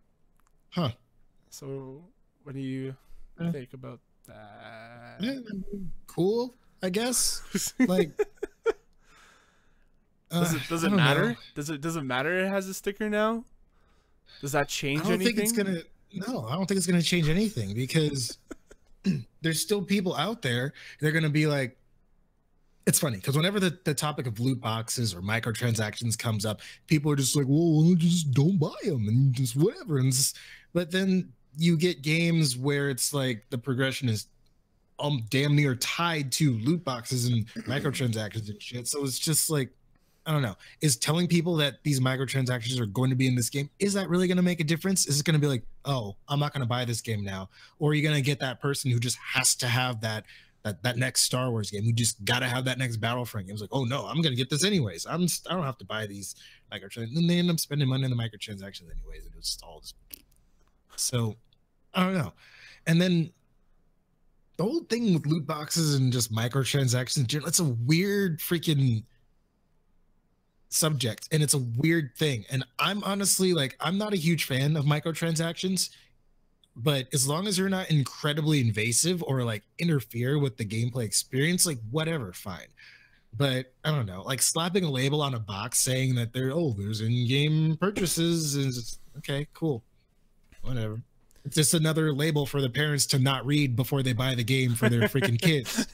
That's pretty Right? much all it is. Yeah. Like, I was lucky enough to where my parents actually did look at that shit on the back of the things. Like, this game has blood and violence in it. You're not playing it. And I'm like, but no buts. I'm like, but Wolverine's it. I don't care. Like, it's violent. Like, I don't know. And it's just, I don't know. It's just, like I said, it's just another label they're not going to read. My dad never cared. He was just like, this is a good video game. You should probably play this. Like, the only thing he didn't like that he had access to that he didn't let me play was Resident Evil 2, and that was about it. I guess he thought. I guess I was like really young at that age, and he thought I'd be really scared. But like once like I started watching like classic horror and action movies, I think he kind of just was like, you're old enough. You understand. You're mature. Yeah. Well, I mean, that's another thing. Like, being able to like realize that your kid is like grounded somewhat to where they can like enjoy a certain type of media without every kid getting like is like ages differently, right? Yeah, like the maturity levels are different. Like I was pretty mature at my age. I want to say anyways, because I always hated kids my age, and I always liked the older generation more. I always wanted to hang out with the older generation in our family, so I was a little bit more mature for my age. Yeah, this isn't going to make any difference. Like you said, it's another label that parents aren't going to read. It's like the parental advisory label. Right. And it's, I don't know, it's a strange phenomenon because it's the parents who are asking for this shit. And a majority of them are just, they don't care. It's like, oh, what? You want this game, Grand Theft Auto 5? Sure. What's that about? I don't care. Here you go, son. Play it. It was just like, the game's called Grand Theft Auto. It's gonna have crime in it. It's literally named after a crime. Right. You think that would be like a red flag? Oh, hey, this game's named after a crime. Maybe we shouldn't. Maybe Henry. I don't know. No, Judy. Anyways, he's a responsible kid. He can play the game. Oh, yeah. I don't know. And like especially in the digital age of gaming, where you can just download a game. And you have like a credit card tied to the account, so it's just all you got to do is just hit the buy button, boop, and it's downloading, and it's just. I mean, I know there's parental controls and stuff, but how many people actually utilize that stuff? Other than like the very small handful of responsible parents out there that actually care about the stuff and content that their children consume, and they don't need the label because they'll read up on the thing. Right. Exactly. Yeah. And. Like it's just like a thing. It's like this kind of thing bothers me just as much as it bothers me to see like a family that's out and then like, oh, the baby's like crying or the kid's upset, give them an iPad. I'm like, what? No, like what? Just smack him a little bit and then he'll understand not to cry anymore. Just, why are you crying? Who was it? George Lopez. Why are you crying? But it's just like that only teaches the kid that if they like cause a stink, they're gonna get shit. Yeah. Like no, you shouldn't get things from being bad. When you're bad, you get bad things, not good things, not distracting things. I mean, yeah, it's great that like, you know, your baby knows how to use your iPad better than you, but like, like, does that kid need to know how to use an iPad at that age? No. You need to be like learning what colors and numbers and shapes and shit, like learning stuff. So it's just, I don't know. Yeah, video games. Don't ask me for parenting advice because I'll say the first thing: don't have kids. So yeah, that's solid advice that a lot of people probably should follow. I mean, some people out there, I don't know, like, just the way kids are like turning out. I mean, eating Tide Pods and stuff. I mean, that kind of thing. Like, hey man, have you ever held a Tide Pod before? I have, and it seems absolutely gross. There's nothing about that hey, maybe this tastes good. It's like brightly colored and shit, sure, but it like I'm not like it's such a weird consistency. It's weird because like I've had I think the Gain ones. I'm not sure. I think they're Gain or Downy. Mm-hmm. But anyway, a different version of the Tide Pod, and I hold it. And I'm like, this feels like a gummy of some sort, and it smells really good. Like maybe it is tasty. I'm just, like, I'm not an idiot. I know it's detergent, it's poison. It'll fucking kill me. But I can see why like a 3-year-old might want to eat it. I'm talking about teenagers doing. I know. A 3-year-old, sure. Oh, bright colors. It smells nice. Yeah. Uh-oh. Like that's one thing, but it's one thing to be 3, and it's another thing to be 13. Like consuming this, just like, what do you think is going to happen? Like, please, come on now, come on. Yeah. All right. Let's move on. Anyways, just parent better, everybody. Speaking of being 13, Duke Nukem 22-year-old engine is powering a new game today. No. Yes. 22-year-old. Yeah, so you know the Duke Nukem 3D engine. Mm-hmm. It's being powered to run a new game called Ion Maiden. Oh yes, yes. Mm-hmm, mm-hmm. But yeah, it's kind of weird. Like they made this new game in the old 3D Realms engine, published by 3D Realms. Interesting. What? They're Just still around. Tickle that nostalgia bone. Just gotta tickle that nostalgia bone, man. Yeah, it's actually in early access right now. I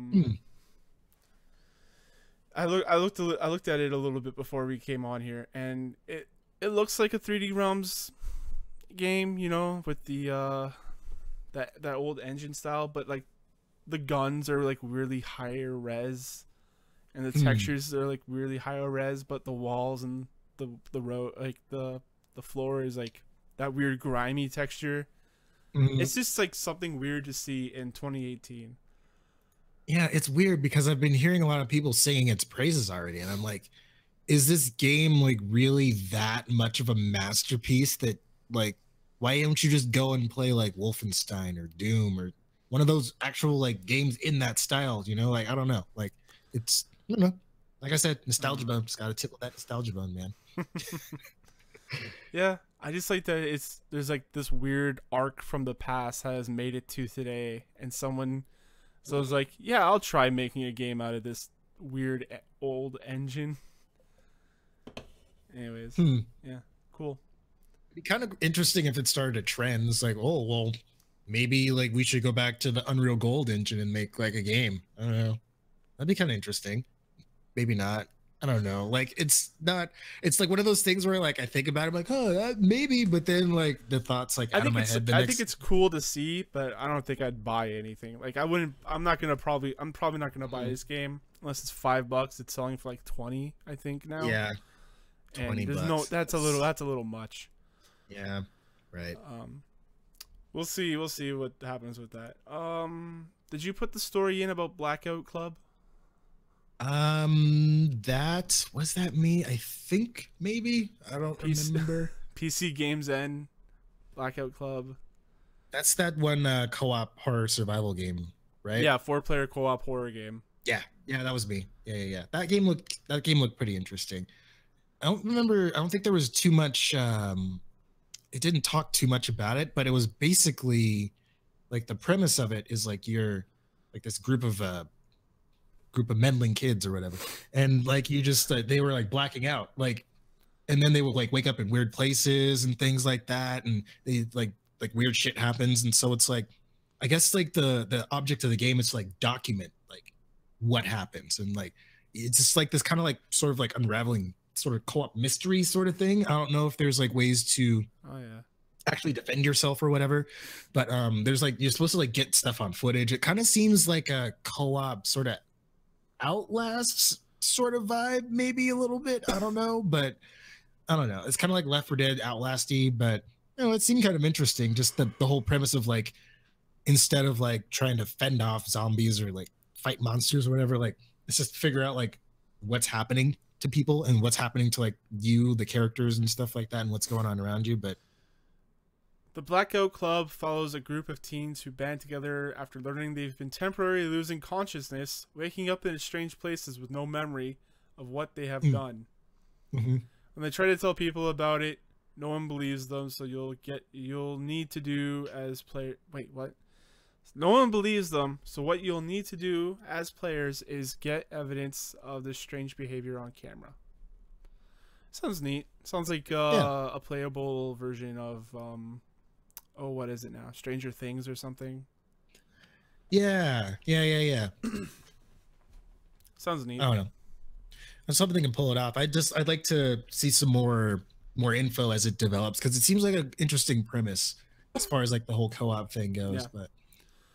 But yeah, all they have is a 40-second teaser trailer. Need to see more gameplay, but premise sounds neat. Yeah. There's a Harry Potter story. I might wait for next week when Justin's here to talk about that. Probably best. Yeah, he likes Harry Potter a lot, so let him talk about Harry Potter. Final Fantasy 15 PC has Sims 4 costume pack coming with the Origin exclusive. We talked about the Half-Life pack from last week. Yeah, Did so you hear random. about that? Yeah, and then there was supposed to be, it was Steam, Origin, and another third thing. God, I don't know. Yeah, but then each platform had its own sort of like pre-order bonus or reward or whatever. So I guess the Origin one is Sims costumes, which is cool. It's not cool at all. So they have a trailer that showcases the male and female variants of Llama and Plum Bob, superheroes firing crossbows and adeptly using the Arminger, while also enjoying some leisure time in Lestalum. It's a long night, guys. Forgive me for my pronunciation of Final Fantasy words. These look fucking lame. I'm just gonna straight up say it.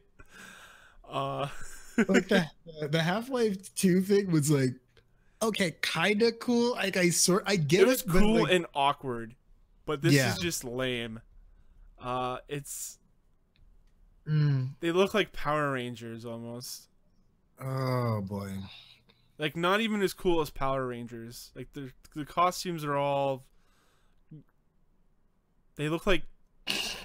They look like Incredibles rejects. I haven't seen any of. I don't even know who these characters are, but it sounds dumb, like really dumb. Like one of them looks like the Crimson Chin. If you ever watched the Crimson Chin, but he looks like a way less bulkier Crimson Chin. Hard pass. Yeah, hard pass. Bad. It's don't get it on Origin. That's all I'm gonna say. No. I will read this story though, because it doesn't directly say that a Spyro the Dragon remake is coming, but they announced to I think their investors that they're planning to release remastered versions of titles from our library. They're alluding to it though. Yeah, they're just saying that they're looking to release more That's remastered cool. versions. Did the Crash remaster, did that do really well? I think so. I think it did well. I think it did too. It hasn't been on my radar for ages. Like the last one I played was Crash 2. I think Crash is really bad, so that's why I didn't buy it. But do you think it's bad? I don't like Crash at all. It's a frustrating game, especially like towards the end. Like some of those levels can get stupid. Running at the camera is always a bad idea. Don't ever run at the camera. Yeah. So yeah.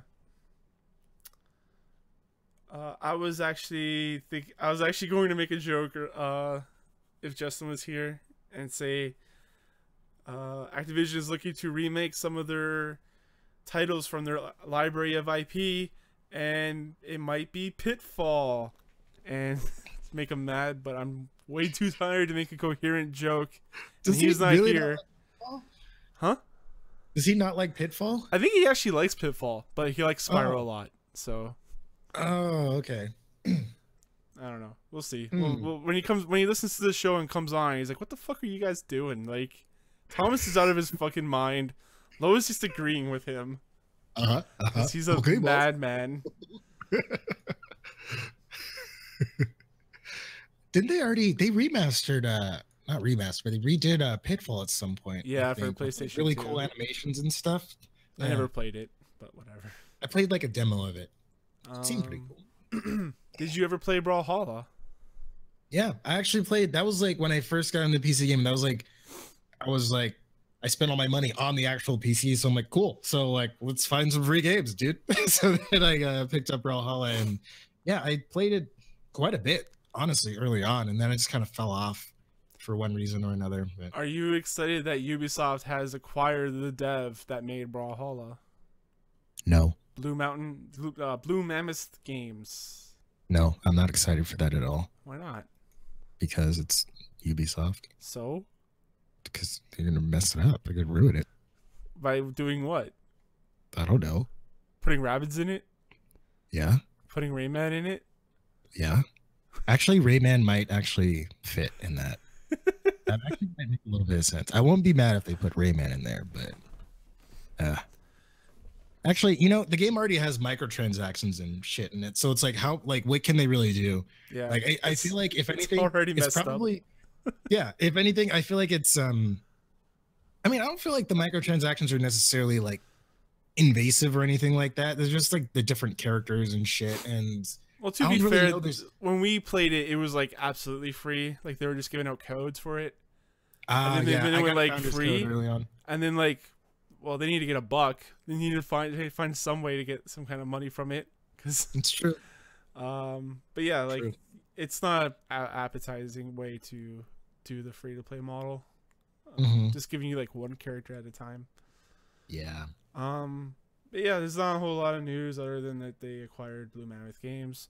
Sony has their Smash-alike, so why not Ubisoft? Yeah, that's true. That's true. I mean, if anything, it's a good thing for the devs, because I mean it's an indie game, so I mean, you know, who knows? Maybe it means they can hire more people and expand the game more. Who knows? Like, it could be a good thing. It's there's just as much of an opportunity for it to flourish and be a good thing as there is for it to tank and be horrible and a bad thing.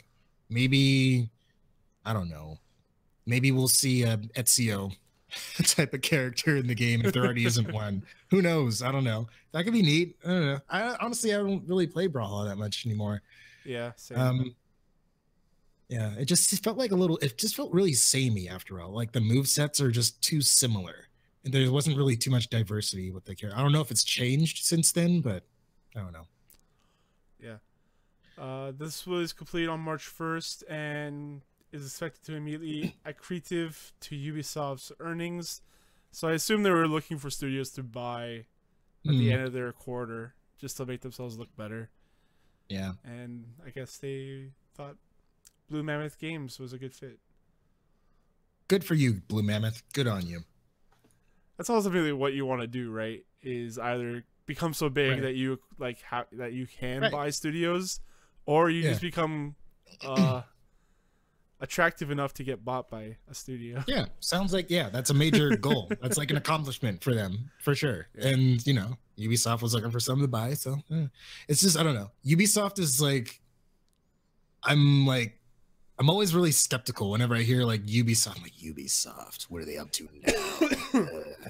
You French Canadian bastards, you. Who knows what you're doing over there in French Canada? Probably talking about how smug we Americans are. Eating your cheese and talking about wine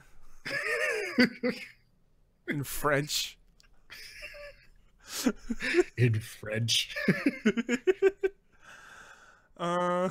The last news story we have is that The people behind the next Battlefield are being very cautious since the last loot box fury. They're not gonna do any pay to win stuff anymore. That's a quote. Are you sure? Are you sure? We don't take the loot box controversy lightly. Really? I don't know, man. I don't know.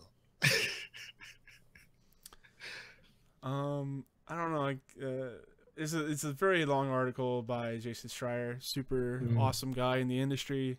Does a lot of great articles on Kotaku. But essentially, they're saying that they're gonna rethink their strategy with loot boxes. They didn't say they're gonna get rid of them, but they're not gonna take them like they're not gonna do pay to win stuff anymore. Not fucking. There's gonna be more. They're gonna be more hush about it. They're gonna be more slide. Just gonna slide them right in there. It's like, hey, there's a microtransaction. You engaged in a microtransaction. You didn't even realize it. That's how smooth we are. I kind of just wanted to bring this up as like apparently they're going to World War II for Battlefield 2. So what do you think about that? I'm confused. So Battlefield 1, is that them like rebooting the series or something? Like, why is it Battlefield 1? Like, because it's World War I. Oh, okay. That makes sense now. Thank you for explaining that to me. Okay. Really? It took you like 3 years to figure that out? I don't play Battlefield. Honestly, I didn't really care. I was like, what's the 1 mean? And then I never bothered to actually ask anybody. So you didn't watch any of the trailers or... I'm not a Battlefield guy at all. Like, I'm not either, but I played it. I don't know. Yeah? Because it's a World War I game.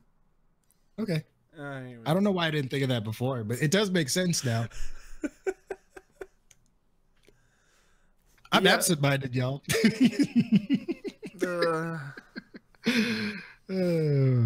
is what I have to deal with every week. You love me. I fucking love you, man. Yeah, you do.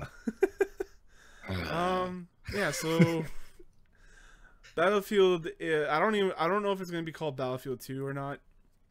I'm just gonna assume it because why not? Video games have dumb naming conventions and they're started from 1 anyways, so why not Battlefield 2? It just seems like we're back on that cycle now of like World War II games will never come full circle. Again, like World War II games are never gonna leave the gaming industry. It's too good of a story to tell. We need to tell it over and over and over and over again to really hammer home that we were the heroes. Oh yeah, totally. Yeah. We saved everyone. Yep. Everyone. And then happily ever after, right? The end. There's no more history after World War II. It's all just... freedom fries for everyone. Yeah. Oh boy. After playing Call of Duty World War II, which is a great name, I'm so done with World War II. Like I thought, like, yeah, this is cool. Maybe we'll go back and see the Normandy beaches and high res and all this bullshit. But like, it's such a boring story to tell nowadays. Well, I think the problem with gaming has just come so far, you know. Yeah, and the thing with Call of Duty is just so very much the story mode, anyways. From what I remember, a lot of the time they're just really on rails. It is just like, we're just pushing you along. You're the hero guy. Don't worry, you're gonna win. Just shoot guys right at you. I don't know. I don't know. It's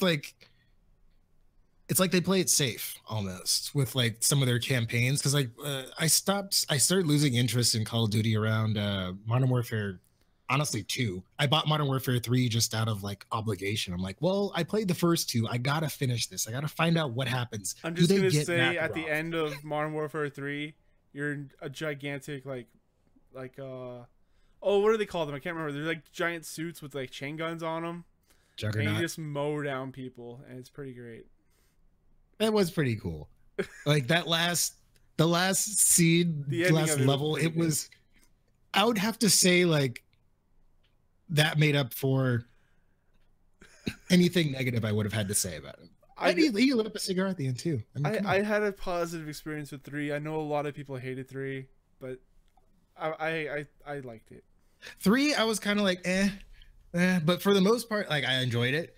But like after 3, I'm just like, I think I'm done with Call of Duty for a while, and then I just never came back to it.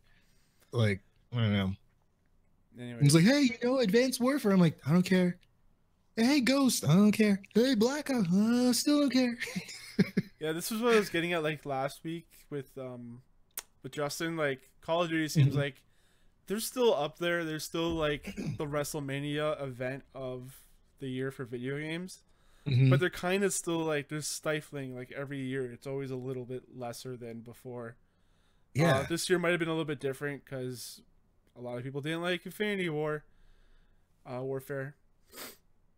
And so like this year got a bump, but I want to see what Activision has next in store. Maybe they thought Destiny was going to be it, but it doesn't seem like it's going to be.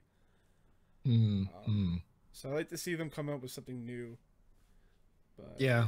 That would be interesting. That'd be nice. I don't know, man. I don't know. But Battlefield, I've never really been a Battlefield guy. I've always been a Call of Duty guy.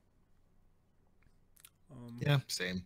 I like Battlefield 1 like won over a lot of hearts and minds though. So yeah, maybe Battlefield's gonna have a bigger slice of the pie than Call of Duty. Who knows?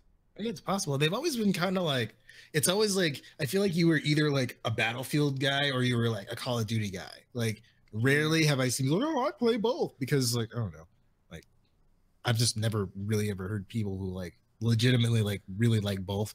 It's always like one or the other. The one Battlefield game I super liked was Battlefield 1944, and it was like a small game it was like an XBLA game back in the day.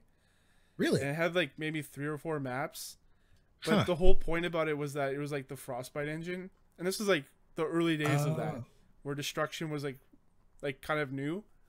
Yeah. And it was super cool to see like you're fighting on one island, and you just see the whole island bombed to shit like after you're done. Like that was a really fun game. I love that destruction though. Yeah, that was fun. Yeah. Anyways, I think we rambled on enough. What do you think? We have been rambling for a while. Let me just take a look at the full hours here. Like this is like the first time we recorded a full playthrough time of over 2 hours. Sweet. 2 hours 10 minutes. just rambling about stuff. Hopefully we're entertaining. Yeah, hopefully. I kind of like the one-on-ones because there's a little bit more banter between the two people directly. Yeah.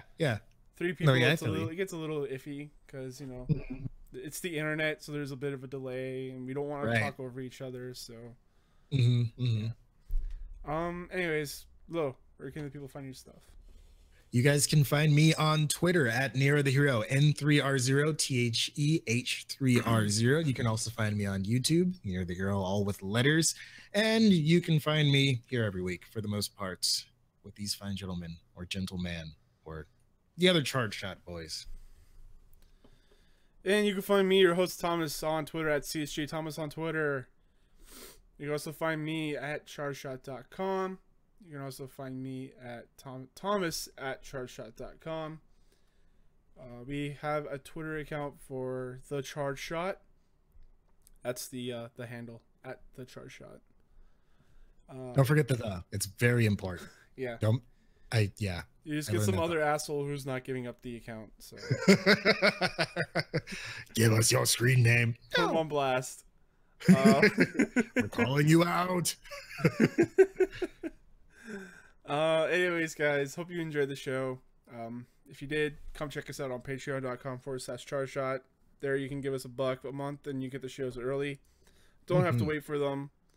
I haven't been posting them as 1 mega up MP3, but I'm gonna start doing that, so you get the whole thing, not cut up. It's gonna sound a little weird because I'll be ending one show and then starting another one right after, but you'll get the whole thing and not have to wait.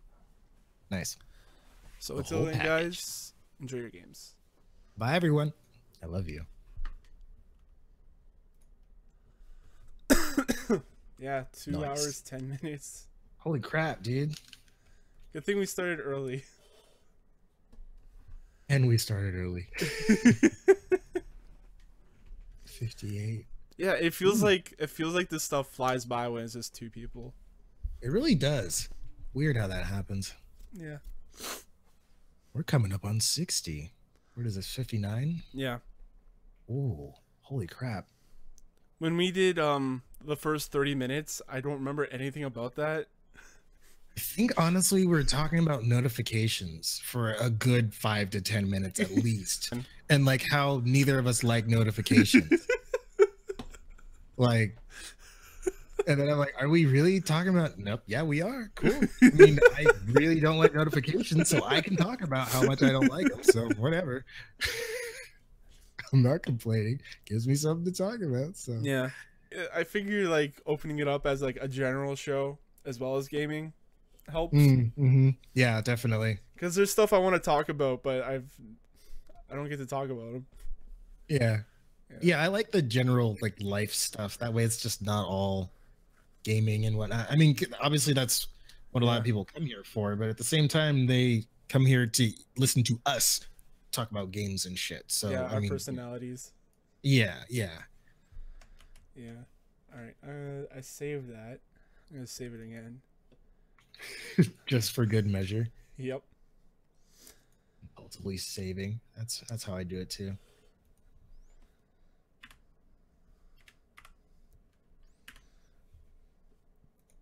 Save. Okay. Close that.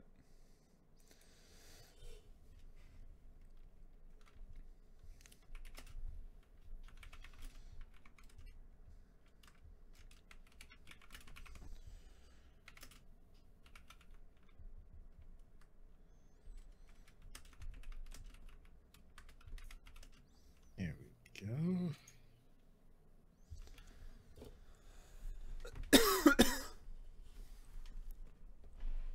Justin asked us like an hour. He asked us at 9 o'clock, like, "Are you guys recording?" I was like, "Oh yeah, we're doing the news." Nice. Yeah. Hope he's doing okay. He seemed pretty Yeah, that sucks, blue man. earlier. They both lost their jobs. Like what? It's like That sucks. Yeah, like that's I don't know where you go no from other there. words. Yeah. Like if I lost my job, I'd be super bummed out about it, and I wouldn't be able to pay my fucking credit card bill or my tuition. But at least I have a place to live. Yeah. Yep. I live with my parents. Yeah. I wouldn't even know where to go because I've been working customer service for a while. I guess I do have marketing and stuff like that. It's just I can't imagine having a more cushier job than what I have now. Because it's really nice. Sounds like it. It's like hours don't matter. You just do your work. I like that. As long as the work gets done. Yeah. It's paid salary. They were looking into benefits like last year, but I don't know what's gonna happen with that. But yeah.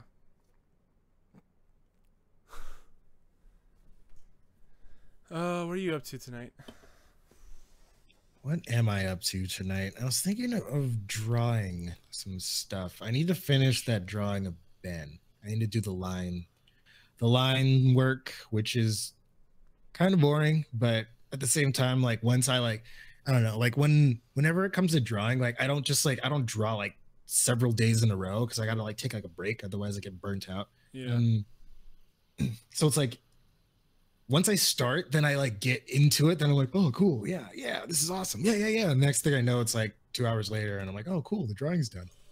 So it's like, yeah, I need to finish his though. Because then once I do that, then I'll draw me. And then I was thinking of doing like a thing like Justin was talking about with like the 4 panels of us 4 for like the YouTube channel. That'd be pretty cool. Or even like a t-shirt or something like that. Yeah, that'd be cool.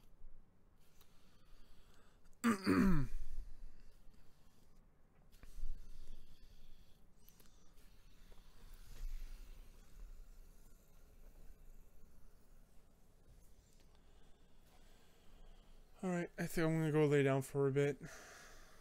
Oh yeah, it's past your bedtime, huh? I don't know. Maybe I'll stream. I don't know. Alrighty. Oh, my audio is officially up. Cool. Sweet. I'll see you later. All right, buddy. Have a good one.